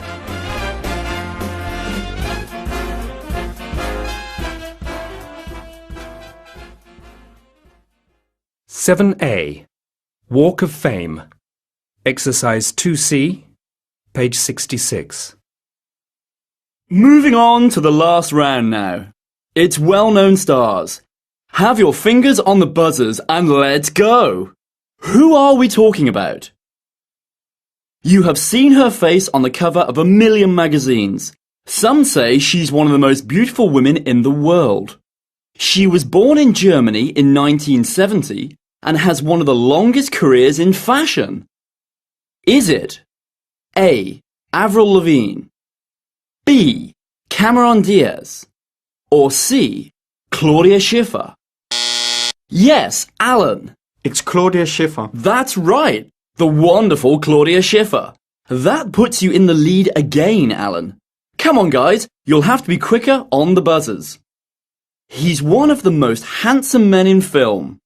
This blonde-haired, blue-eyed boy is from England. You may know him from his roles in The Aviator and Cold Mountain. Is it A. Jude Law, B. Bruce Willis, or C. Brad Pitt? Jude Law. Yes, it is, Sandra, and that's 2 points for you. The clock is ticking, so let's move on. He's one of Russia's most successful athletes. He started skating when he was 4. One of his greatest achievements so far was winning Olympic gold in 2006. It is A. Evgeny Plushenko, B. Mikhail Baryshnikov, or C. Alexei Smirtin? Evgeny Plushenko. You are fast, Alan. And yes, you're right. That really does put you ahead now. Danny, you're a bit behind. You'll have to be quicker. Okay, everybody ready? He's most certainly funnier than your average guy. He's a comedian, actor, and director. If the films Meet the Parents and Zoolander are in your DVD collection, you'll know who we are talking about. Is it A. Ben Stiller, B. Tom Cruise, or C. Adam Sandler? Yes, Danny. Is it Adam Sandler? Oh no, I'm sorry, Danny. It's Ben Stiller. Great film too. Not to worry, Danny. Now, it's almost time, but we have time for another question. He is one of Russia's most talented performers. He won the BBC Singer of the World competition in 1989, and since then his career just keeps getting better and better. Ready? Is it A. Luciano Pavarotti, B. Julio Iglesias, or C. Dmitry Hvolstovsky? Dmitry Hvolstovsky, definitely. Yes, it is. And just in time too. And we have a winner. Congratulations, Alan. And next up tonight. Exercise 6, page 67.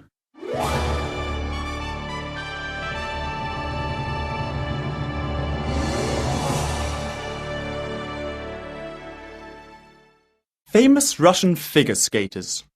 Two of the most famous female skaters in Russia are Irina Slutskaya and Ekaterina Gordieva. Both of these women have competed for years in different events and have won many championships around the world. Irina Slutskaya was born in 1979 and began skating at the age of 4. She quickly became a champion in women's singles skating. She has won a record 7 European titles and 2 world titles so far.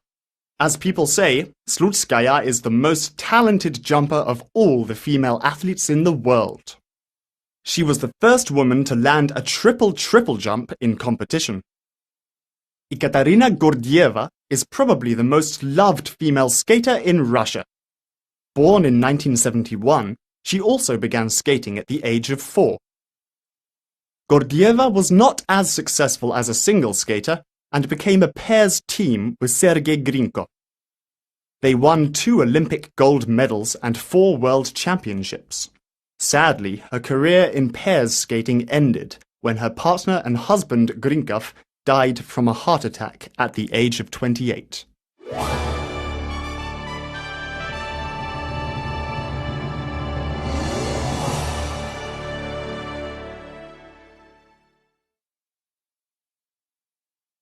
Seven B. DVD Frenzy. Exercise 3A, page 68.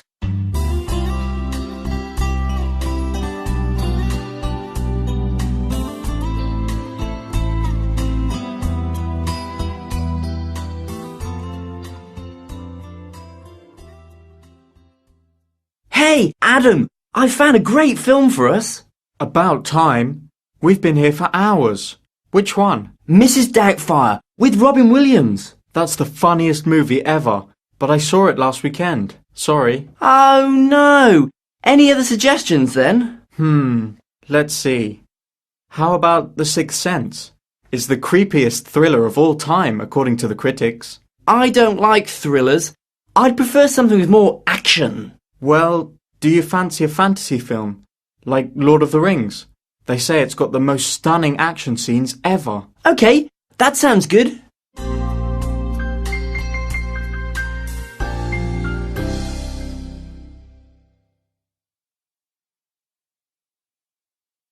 Seven C. In the charts. Exercise 1, page 70. 1.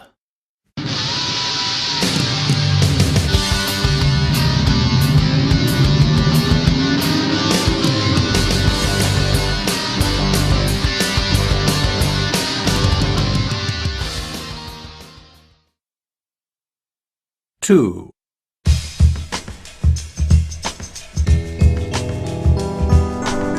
Every morning, every night, we pray to God, protect the world today. Bless the children, keep them safe, for the innocence and love of truth must not be dissuaded. 3.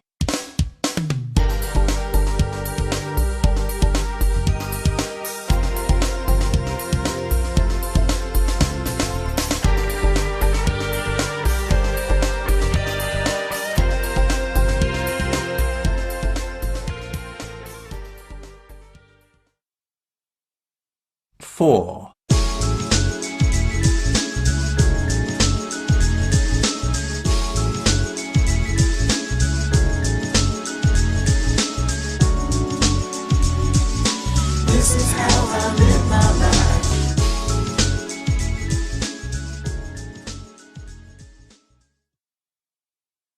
5.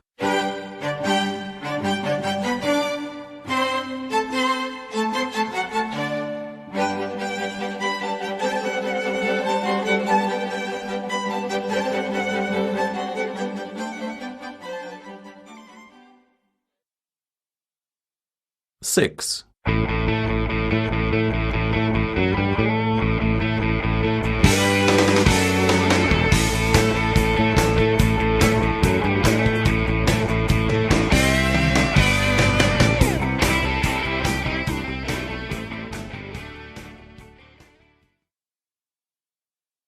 7.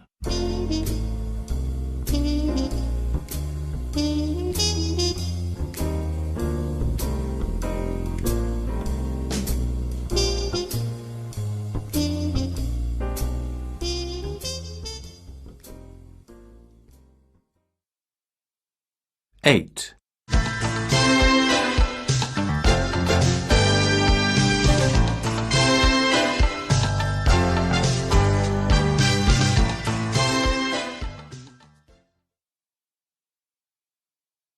7D, Culture Corner. Exercise 2B, page 71.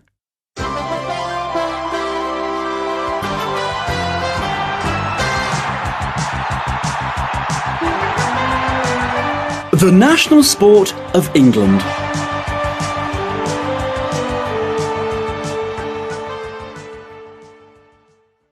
Football is the most popular sport in England. In fact, a lot of English people say it is their national sport. English people have played football for a very long time. However, The game didn't have any real rules until the 19th century. In 1815, Eton College created rules to make the game less violent, and later, in 1848, Cambridge University made many of the modern rules. Football quickly became as popular as other games, such as cricket. Today, there are thousands of football clubs in England, and professional clubs such as Arsenal, Liverpool, and Manchester United are famous all over the world. Football has become part of the cultural life in England, and hundreds of thousands of fans support their favourite teams in stadiums around the country every weekend. Many English children have football lessons at school, and famous footballers such as David Beckham and Michael Owen have become role models for a lot of these children.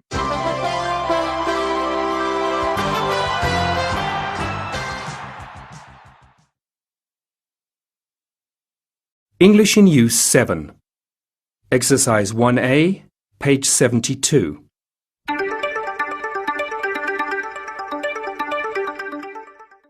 Next, please.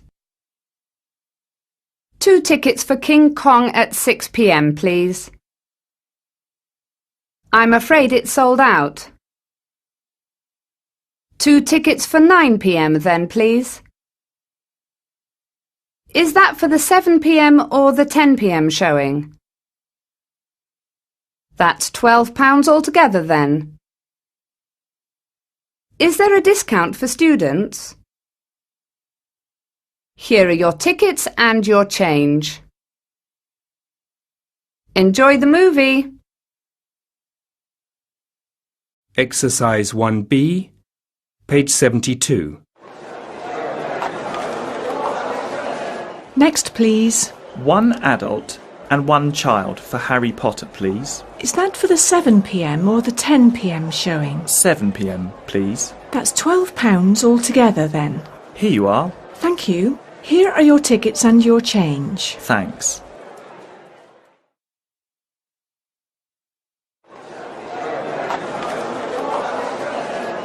Two tickets for King Kong at 6 p.m, please. I'm afraid it's sold out.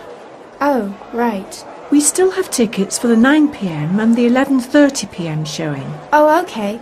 2 tickets for 9 p.m. then, please. That's £14, please. Is there a discount for students? Yes. Tickets are £5 for students. Okay, here you are. Thank you. Enjoy the movie.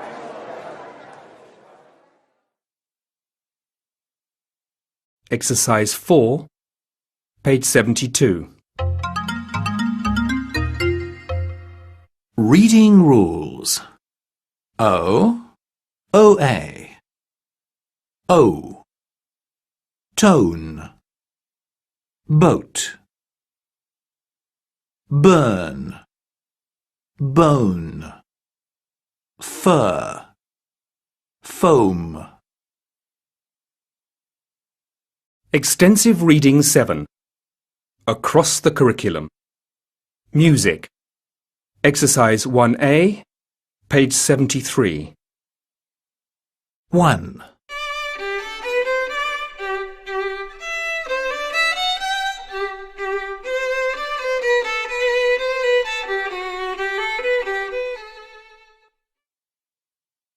Two.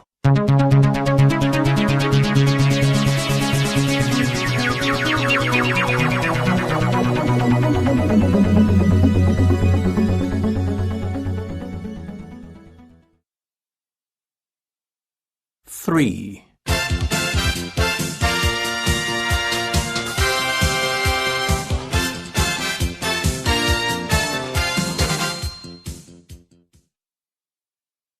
4.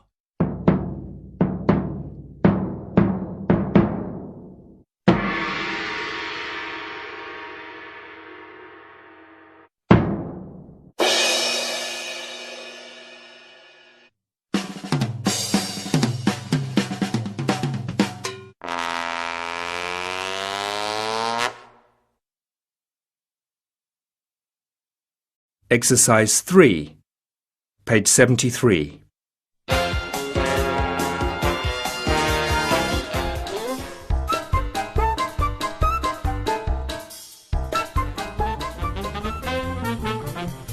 Does this sound familiar?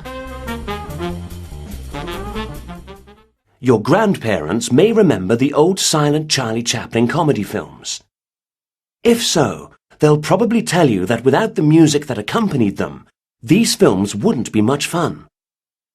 Later, when films began to have sound, the music stayed because directors used pieces of music and sound to create particular moods and feelings.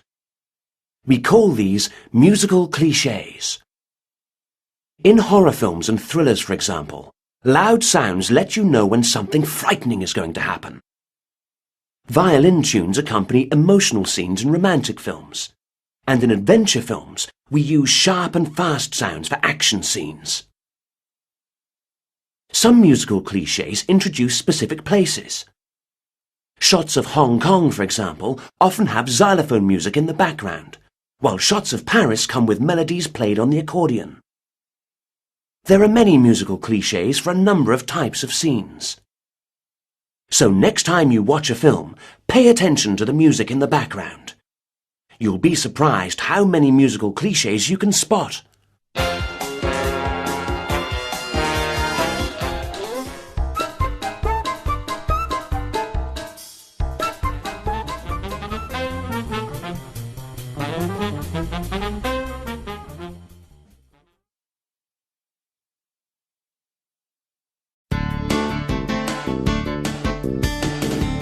Module 8. Green Issues.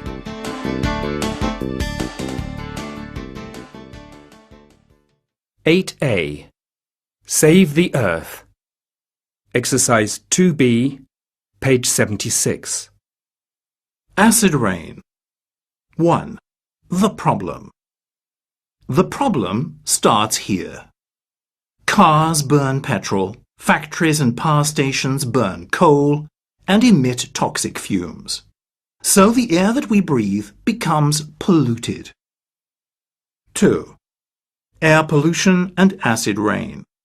This pollution is gathered in clouds, and with the oxygen and water in the atmosphere, it becomes acid. The winds carry the polluted clouds across long distances far away. When it rains, this pollution lands on trees, houses, buildings, cars, clothes, everywhere. This is called acid rain. But there is actually acid fog, snow, and sleet in the same way. 3. Water and soil pollution. When acid rain falls into lakes, streams, rivers, and seas, they become toxic. This is water pollution, and it harms, kills, or wipes out fish and plant species. When acid rain flows through the soil, it poisons trees and plants. Acid rain also causes serious damage to important buildings and objects. 4. Good news. The good news is that governments have been trying to reduce the air pollution that causes acid rain. Some industries have been using new technologies for some time to help make factory smoke less harmful to the environment. But we need to do more. We can help reduce the amount of acid rain by using our cars less, or by using solar power to heat our homes.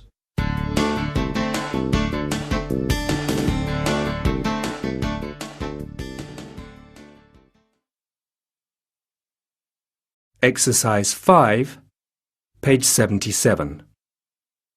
1.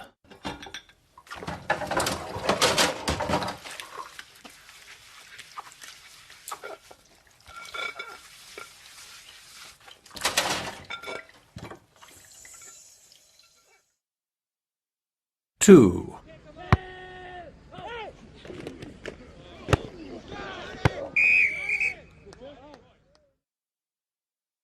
3.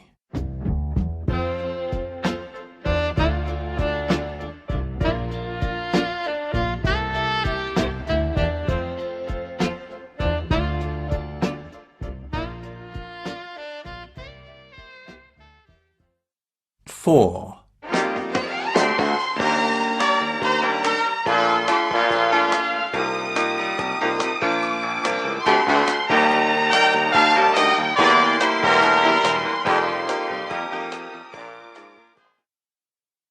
5.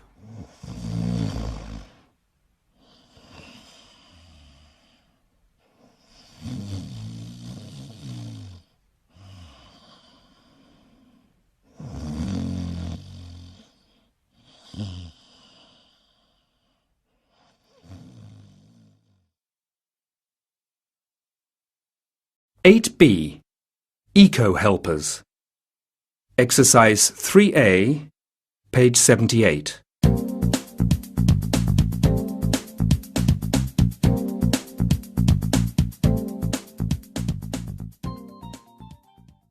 Hi Tim, what's up? Oh, hi Dave. What are you doing here? Oh, I've joined the Eco-helpers club. Oh yeah, I've heard about that. Sally collects rubbish for recycling in the park every Saturday morning, doesn't she? That's right, she's been doing that for a month. I've been building nesting boxes. Nesting boxes? Well, there aren't many trees left in the city for birds to build their nests. If we don't help them, they will have to leave the city. That's interesting. What else have you been doing? We've been planting trees and cleaning out ponds for a week now that the weather's good. Your club sounds wonderful. I could join as well, couldn't I? Of course you could. We really need volunteers, but you have to see Miss Jackson first. She'll tell you what to do. Sounds great. I'll join first thing Monday morning.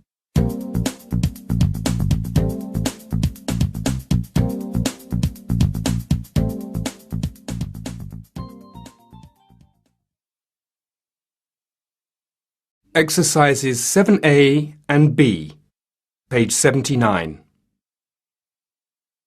1. She isn't here, is she? 2. They're late, aren't they? 3. He arrived yesterday, didn't he? 4. She is sleeping, isn't she?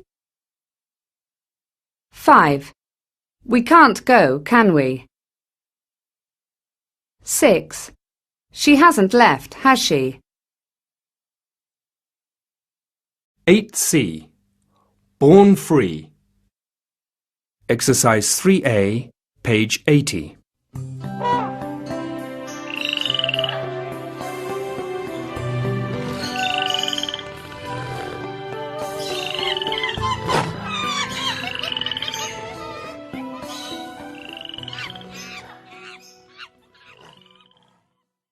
We all like going to the zoo. But what about the animals? How do they feel? Should we keep animals in zoos, or is it wrong to take them out of their natural habitat? On the one hand, zoos play an important role in nature conservation. Many natural habitats are in danger. By keeping endangered species in zoos, we make sure that they survive. In addition, a good zoo can be very educational, as it teaches us how animals behave and how they act in their habitat. This way, we learn how to protect them. On the other hand, there are certain drawbacks to keeping animals in zoos. Zoos cannot recreate an animal's natural habitat, and animals can be very unhappy in cages. It would be more useful to spend money on protecting habitats rather than zoos. Furthermore, there are a lot of good documentaries about animals, so zoos are not really necessary for education. To sum up, there are strong arguments both for and against zoos. Nowadays, most zoos do their best to protect animals. However, I believe that animals should live in as natural an environment as possible, and we must do our best to protect them and their habitats.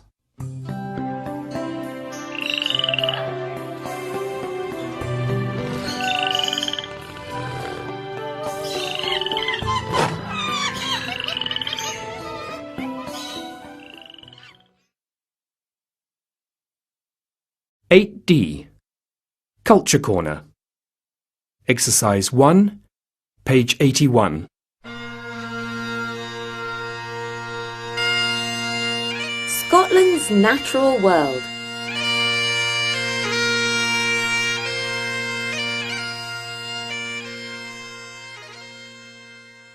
Experience the amazing sights and sounds of Scotland's natural world.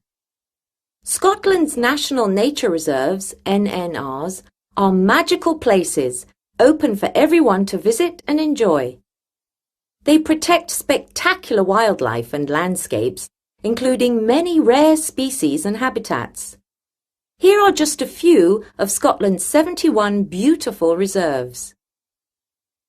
St Kilda. The St Kilda Islands are in the most remote part of Britain, 66 kilometres west of Scotland's Outer Hebrides.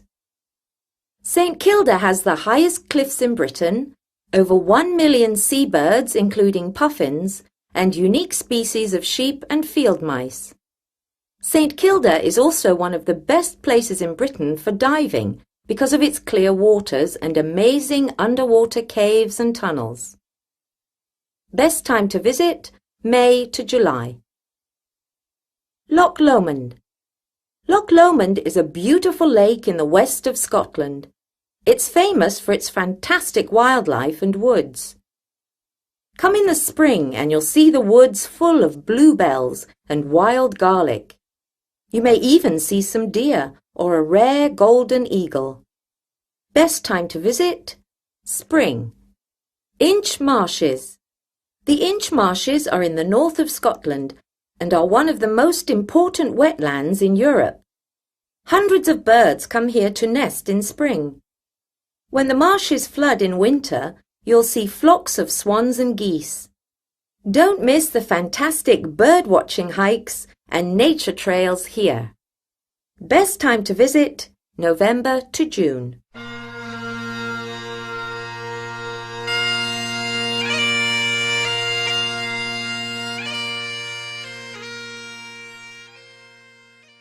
English in Use 8.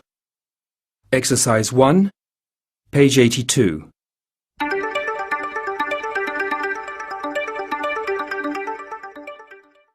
How can I help? I'm interested in making a donation.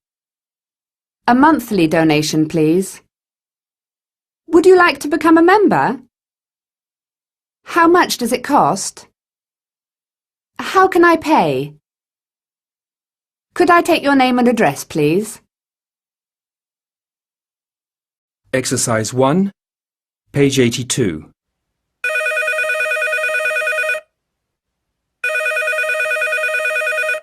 Hello, WWF. How can I help you? Hi, I'm interested in making a donation. That's great. Do you want to make a one-off donation, or would you prefer to make a regular monthly one? A monthly donation, please. Let's say £25 per month. That's very generous. You know that includes free membership, don't you? Oh, really? And what are the benefits of membership? You get our magazine every 3 months and regular post about our campaigns. Good, that's great. How can I pay? Let me give you our bank account details. It's Barclays Bank, account number 395 829 57831. Could I take your name and address, please? Certainly. My name's Matt Russell and I live at 34 Scarsdale Road, Bromley, Kent. Thank you very much, Mr. Russell. You'll receive the latest issue of the WWF magazine and a welcome pack soon. Thanks a lot. Goodbye. Exercise 5, page 82.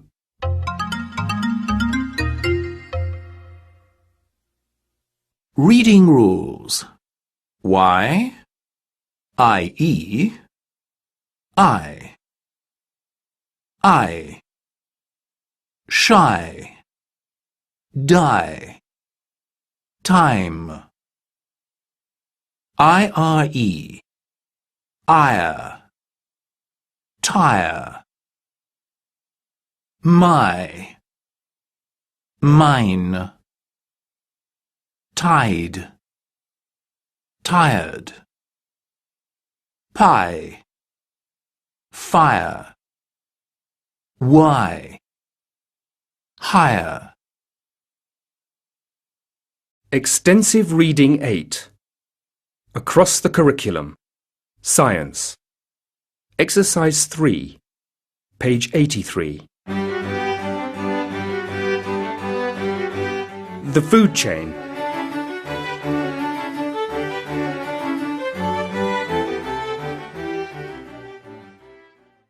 What's a producer? All energy originally comes from the sun. Green plants can't hunt or shop for food, so they simply use sunlight and water to make it. Green plants usually start food chains. They are called producers. What's a consumer? Animals such as grasshoppers get their energy from eating green plants like leaves. As they only eat plants, they are called herbivores. Carnivores, like lions or some birds, only eat meat. Omnivores eat plants and animals. Anything that eats another plant or animal to get energy is called a consumer. What's a decomposer? The food chain ends with dead animals that fungi and bacteria use as food. These organisms break down the complex organic compounds, which then return to the soil so that plants can use them again. That's how the food chain starts all over again. Why is the food chain important? The food chain provides the energy that all living things need in order to survive. If there is a break in the link in the chain, then all organisms above this link are in danger of extinction. Imagine the world without plants. How would animals survive?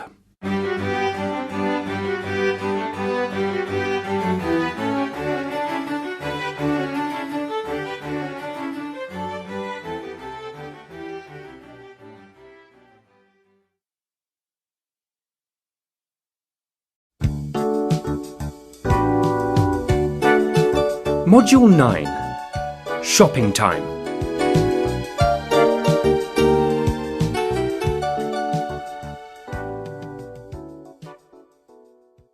(9B). Can I help you? Exercise 3A, page 88.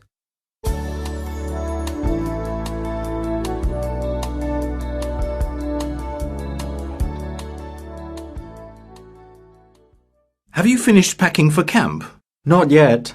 You've been packing all morning. Do you need any help? Yes, please. I'm sure I've forgotten something. Have you packed your swimming trunks and towel? Oh, bother. I forgot to pack my towel. And did you buy sunscreen? Yes, I put it in with my shampoo. Have you put in your toothbrush? And that tube of toothpaste I gave you? Actually, no. Here's £40 for snacks. And remember to buy a phone card when you get there. Sure. Thanks, Dad.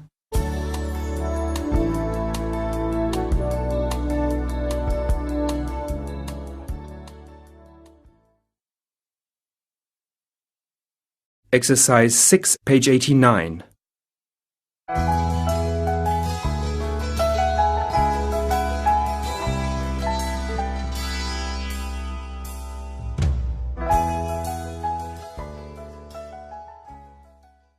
Hi, Marie. Sorry I'm late. I've been all over town looking for a present for my mum, as it's Mother's Day tomorrow. Yeah, I know. I got mine this morning. What did you get her? I got her a recipe book. She loves cooking, so I think she'll like it. Anyway, the bookshop is right next to her work, so she can exchange it if she likes. What about you? I got her a lovely blouse from Lucy's boutique on Marshall Street. And my brother Andy got her a pair of sandals for the beach. They're really nice. Sandals? That's a good idea.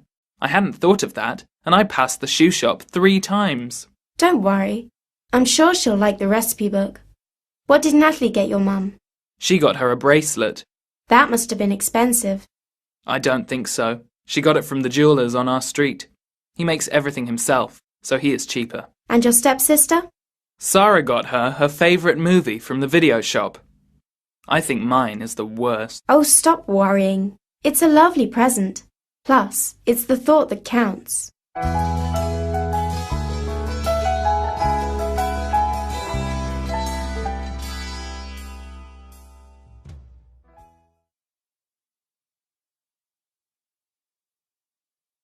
Exercise 7A, page 89.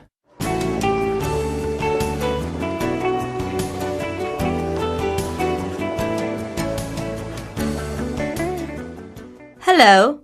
I'd like a phone card, please. Sure. What type? Local, please. Here you are. How much is it, please? £12. Sorry, how much did you say? £12. Here you are. Thank you.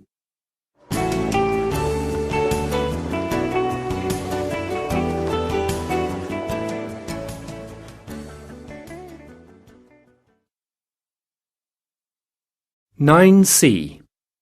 Gifts for everyone. Exercise 3A, page 90.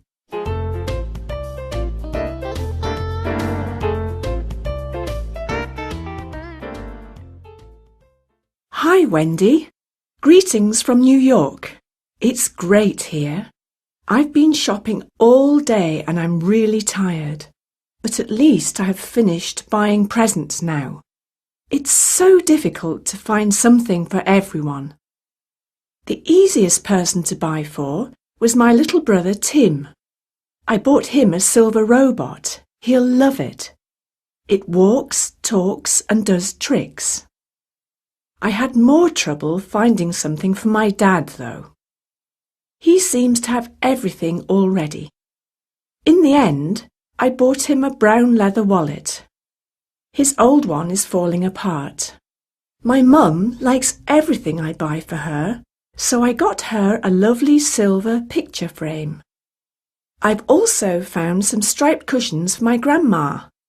I hope she will like them. I've bought a present for you too. I won't say what it is though, as that would ruin the surprise. See you in a few weeks, Angela.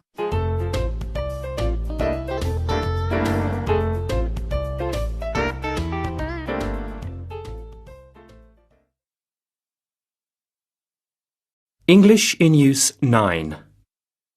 Exercise 1A, page 92. This is for you. That's very kind of you. Try it on and see if it fits. What do you think? It matches the colour of your eyes.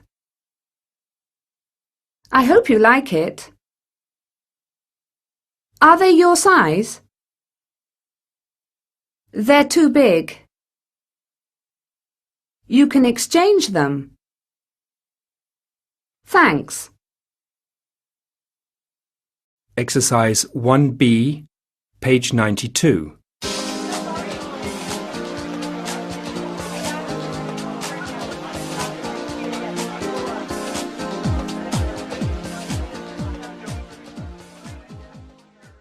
Here's my present. I hope you like it.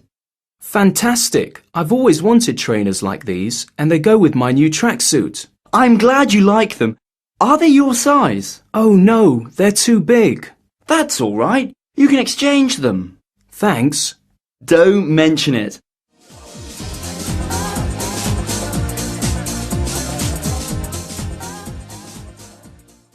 This is for you. That's very kind of you. What is it? Open it and see. Wow, it's a lovely anorak. Try it on and see if it fits. OK, hang on a sec. There.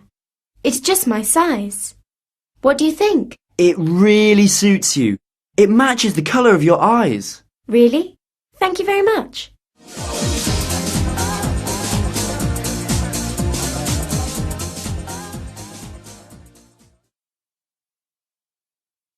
Exercise 4, page 92. Reading rules. C between vowels. S. Nice. S between vowels. Z. Busy. Face. Phase. Police. Please. Dice. Raisin. Extensive Reading 9. Exercise 2, page 93.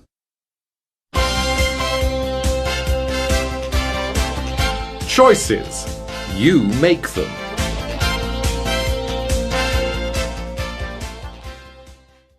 People shop a lot. We buy clothes, food, music, mobile phones, and millions of other things for what seems like a million different reasons. Obviously, we buy things because we need them, but sometimes it's just to fit in. Sometimes we buy stuff and we just don't know why. Everything we buy affects the environment, but some choices are better than others. We have the power to make those choices. We can buy smart. Take some time to think before you buy something. Maybe you don't really need it. Send a virtual e-card instead of a paper birthday card. Buy things that will last a long time, such as rechargeable batteries. Share with friends. Maybe you and your friends like the same video games. Why don't you share or swap your games instead of buying one each? Buy recycled. Fewer natural resources are used to produce recycled items, which helps the environment. Read the labels and choose recycled. In 2002, 90% of teenagers reported buying a product for a good cause. What have you been doing since?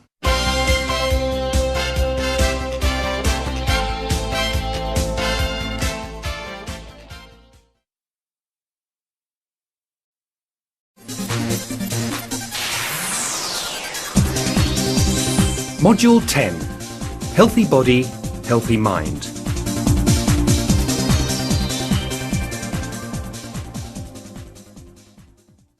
(10A) Stress-free. Exercise 1, page 96. 1.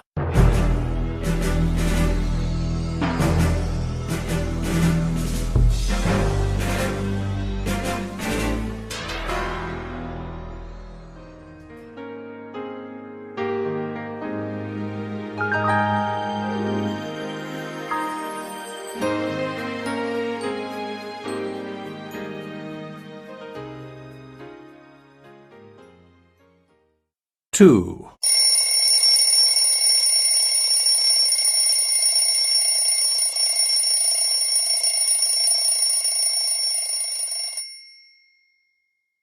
3.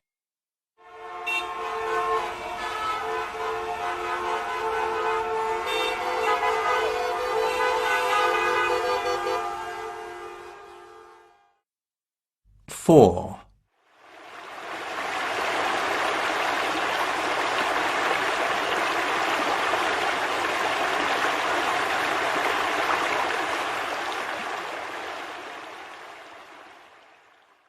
5.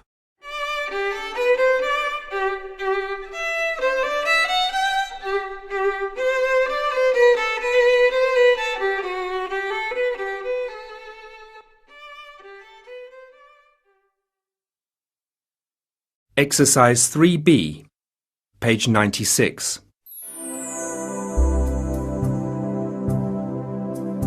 Take it easy.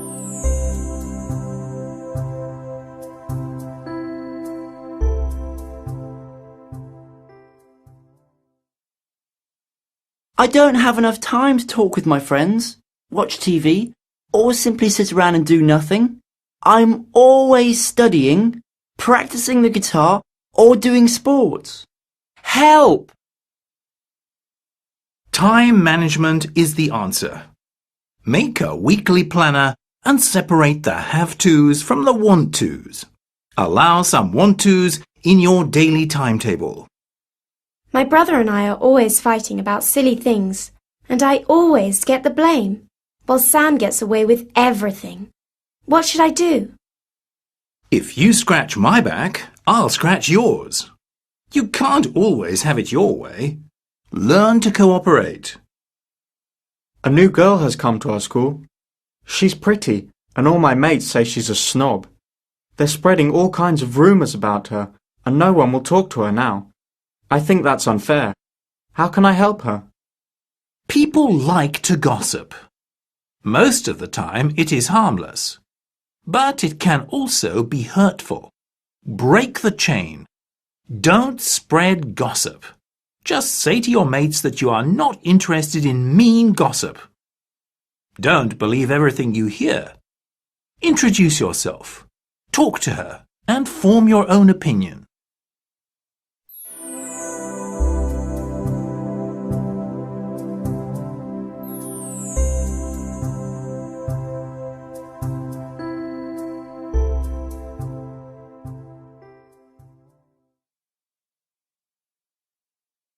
(10B) Accident Prone. Exercise 2A, page 98.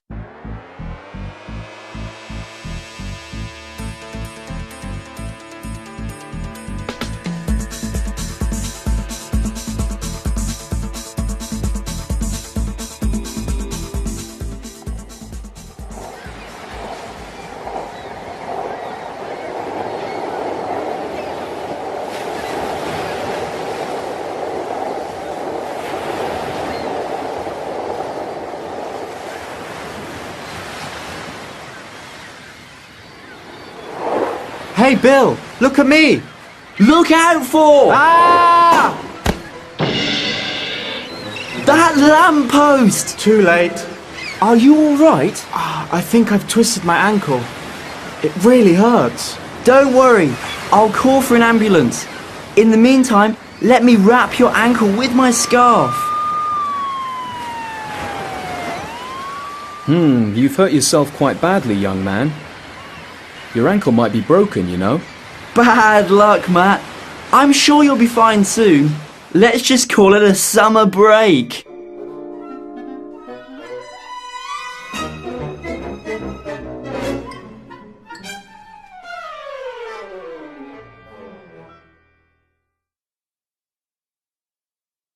Exercise 3B, page 99. Why did the boy throw the butter out of the window? He wanted to see a butterfly. Butterfly. Which day of the week do fish hate? Friday. Fry-day. Exercise 7A, page 99.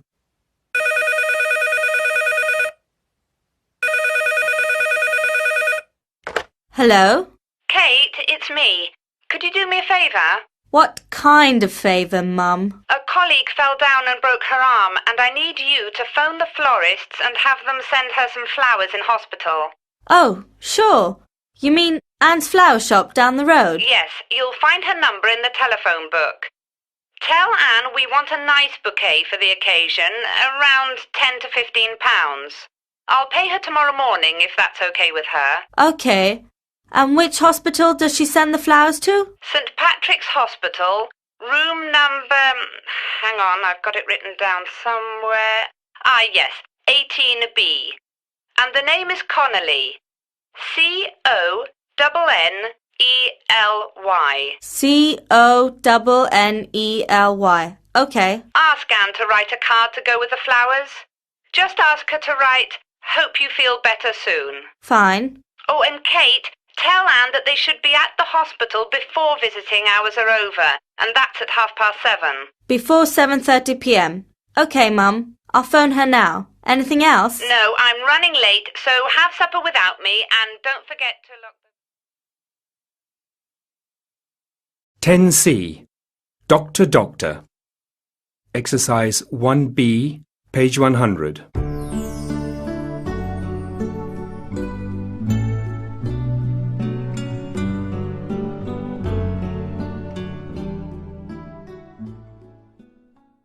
Dear Wornout, it seems that you are exhausted. Here are a few things you can try in order to feel better and be able to take part in the tournament. First of all, it's important to get some rest. Why don't you take a couple of days off training? This way, you'll give yourself the chance to relax. You should also think about your eating habits. Eat more fruit and vegetables, and drink plenty of water. If you do this, you'll give your body the vitamins and energy it needs to perform well. I hope my advice helps. Good luck in the tournament. 10D. Culture Corner. Exercise 1, page 101. RFDSA.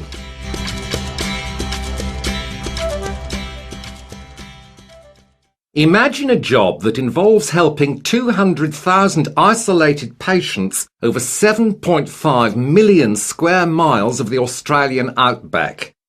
The job includes treating patients on remote sheep farms, operating with basic equipment. It also means dealing with the risks of flying in bad weather conditions and making emergency landings to save critically ill patients. This is the daily life of those working for the Royal Flying Doctor Service of Australia. Living in the outback means almost complete isolation for thousands of Australians. It's unusual to find homes or small villages within 60 miles of each other, let alone a hospital. The RFDSA, which is a non-profit charity, was set up in 1928. Since then, it has been helping those who live in remote areas of Australia. Today, it offers primary health care from an aeroplane, 24 hours a day, 365 days a year, as well as educational assistance.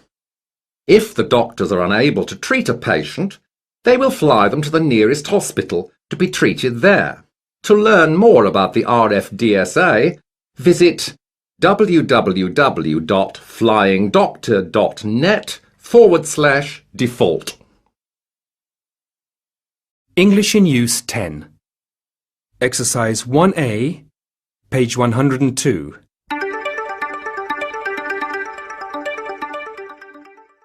Hello, Mrs. Thompson. What's the matter? I don't feel well. It hurts when I swallow. Let's take your temperature, shall we? How long will I feel like this? Bless you. Here's a tissue.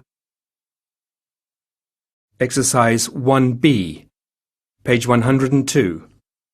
Hello, Mrs. Thompson. Hi, Anne. Oh dear, what's the matter? I don't feel well. Have a seat and tell me what's wrong. I've got a headache.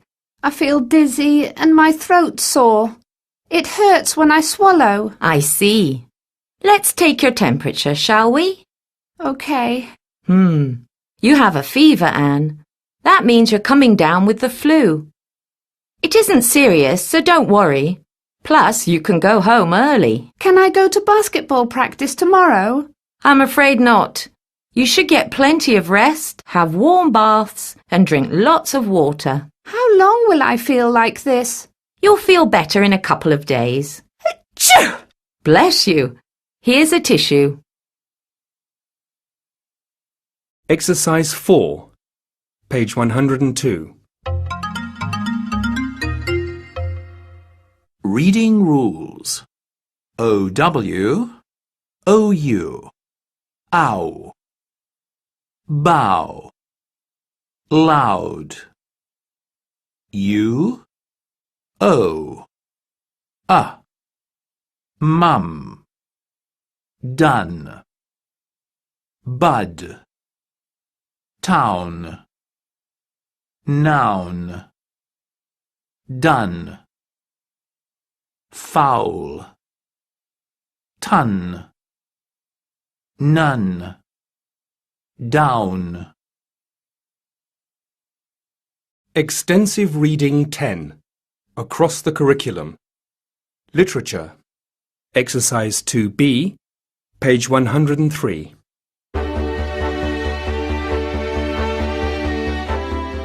Daniel Defoe, 1660 to 1731, an English novelist and journalist, is most famous as the author of Robinson Crusoe, 1719, a story of a man shipwrecked alone on an island.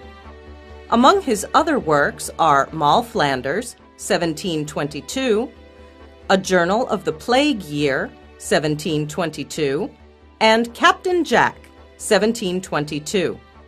His last great work of fiction, Roxana, appeared in 1724. Defoe went into politics and trade and traveled all over Europe. In 1684, he married Mary Tuffley. They had 2 sons and 5 daughters.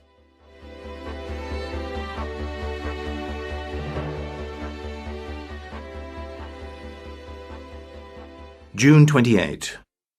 When I woke up after sleeping for almost 2 days, I felt quite refreshed, so I got up and decided to prepare myself for the night ahead.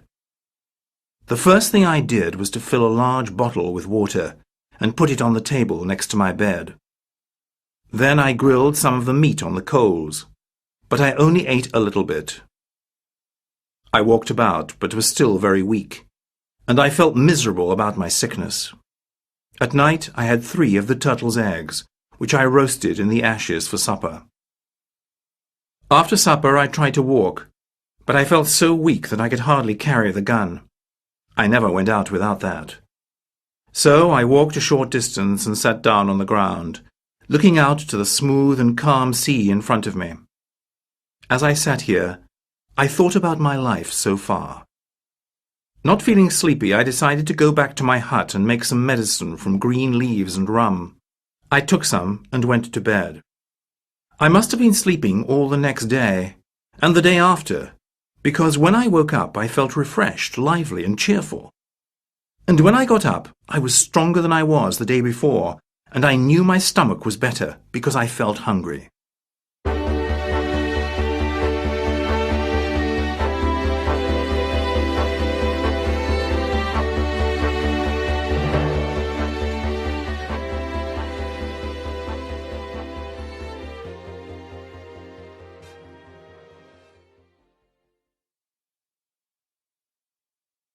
Song, Modules 1 and 2, Exercise 1, page SS1.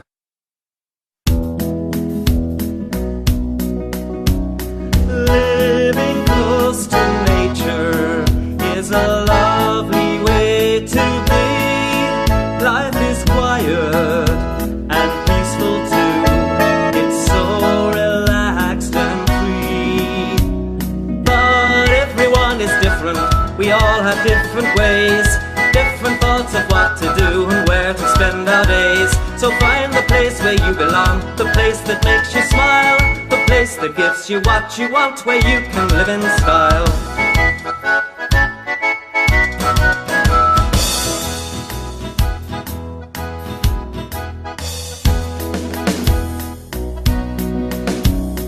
Living in the city is exciting and it's fun. There's always lots to do and see, something for everyone. But everyone is different. We all have different ways, different thoughts of what to do and where to spend our days. So find the place where you belong, the place that makes you smile, the place that gives you what you want, where you can live in style. But everyone is different.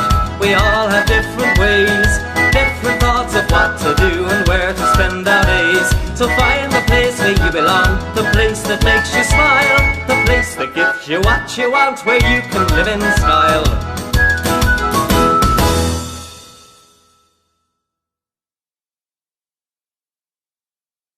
Song, Modules 3 and 4, Exercise 1, page SS1.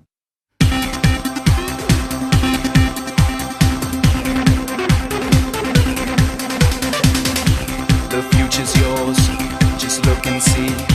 Be anything you want to be. Just remember who you are, a trailblazer. And the star against some odds, you still can win. Don't give up and don't give in. Put your talents to the test. Make your mark and be the best.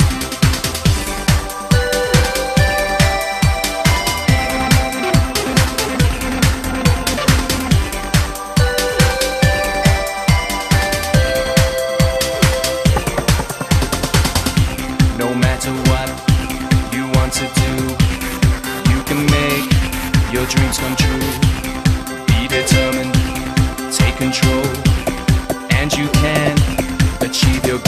Against all odds, you still can win.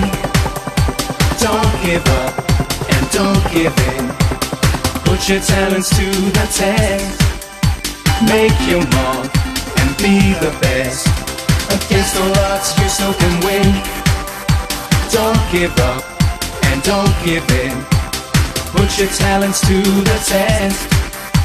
Make your mark and be the best.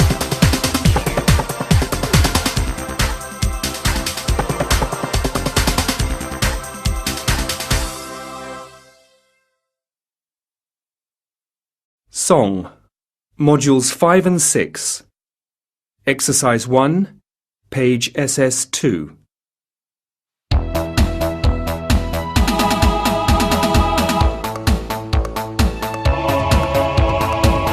The world is changing every day as life improves in every way. New inventions make life fun and easier for everyone.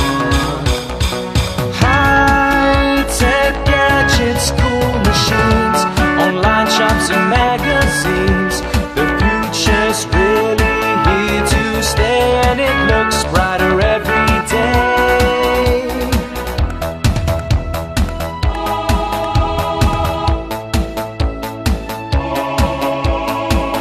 Our whole lives are computerized. The world is much more organized. The magic of technology will help us all live happily. High-tech gadgets, cool machines, online shops and magazines. The future's really here to stay, and it looks brighter every day. High-tech gadgets, cool machines, online shops and magazines. The future's really here to stay, and it looks brighter every day.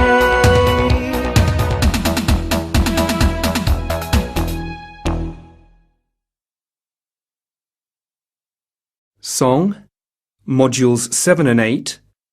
Exercise 1, page SS2.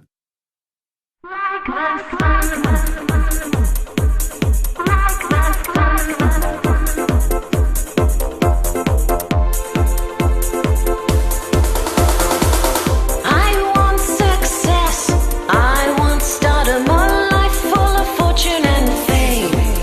I want to dance in the spotlight with everyone calling my name. I want to live in the spotlight. I want to be number one. I want to be such a big star. I want to shine like the sun.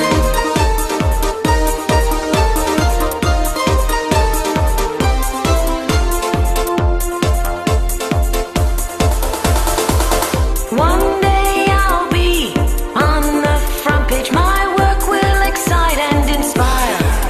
People will know all about me, and I'll set the whole world on fire. I want to live in the spotlight. I want to be number one. I want to be such a big star. I want to shine like the sun.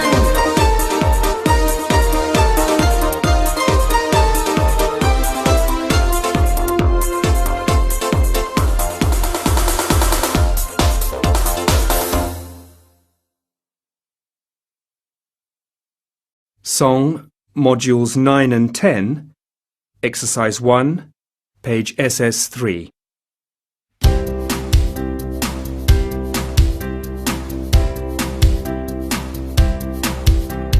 When I'm under the weather, or when I'm feeling ill, there's one thing that works for me, much more than any pill.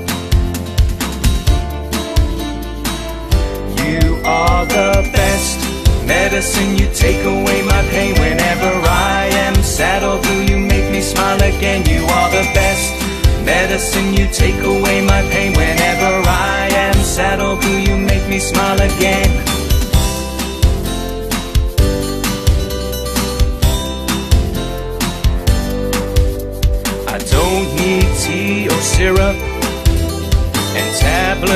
this won't do. The only cure for my disease is spending time with you. You are the best medicine. You take away my pain whenever I am sad or blue. You make me smile again. You are the best medicine. You take away my pain whenever I am sad or blue. You make me smile again.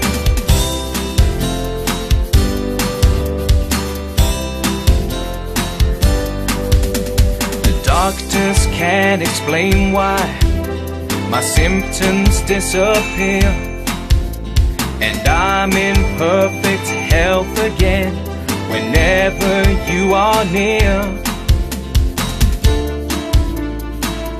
You are the best medicine. You take away my pain whenever I am sad or blue. You make me smile again. You are the best medicine. You take away my pain whenever I am sad or blue. You make me smile again.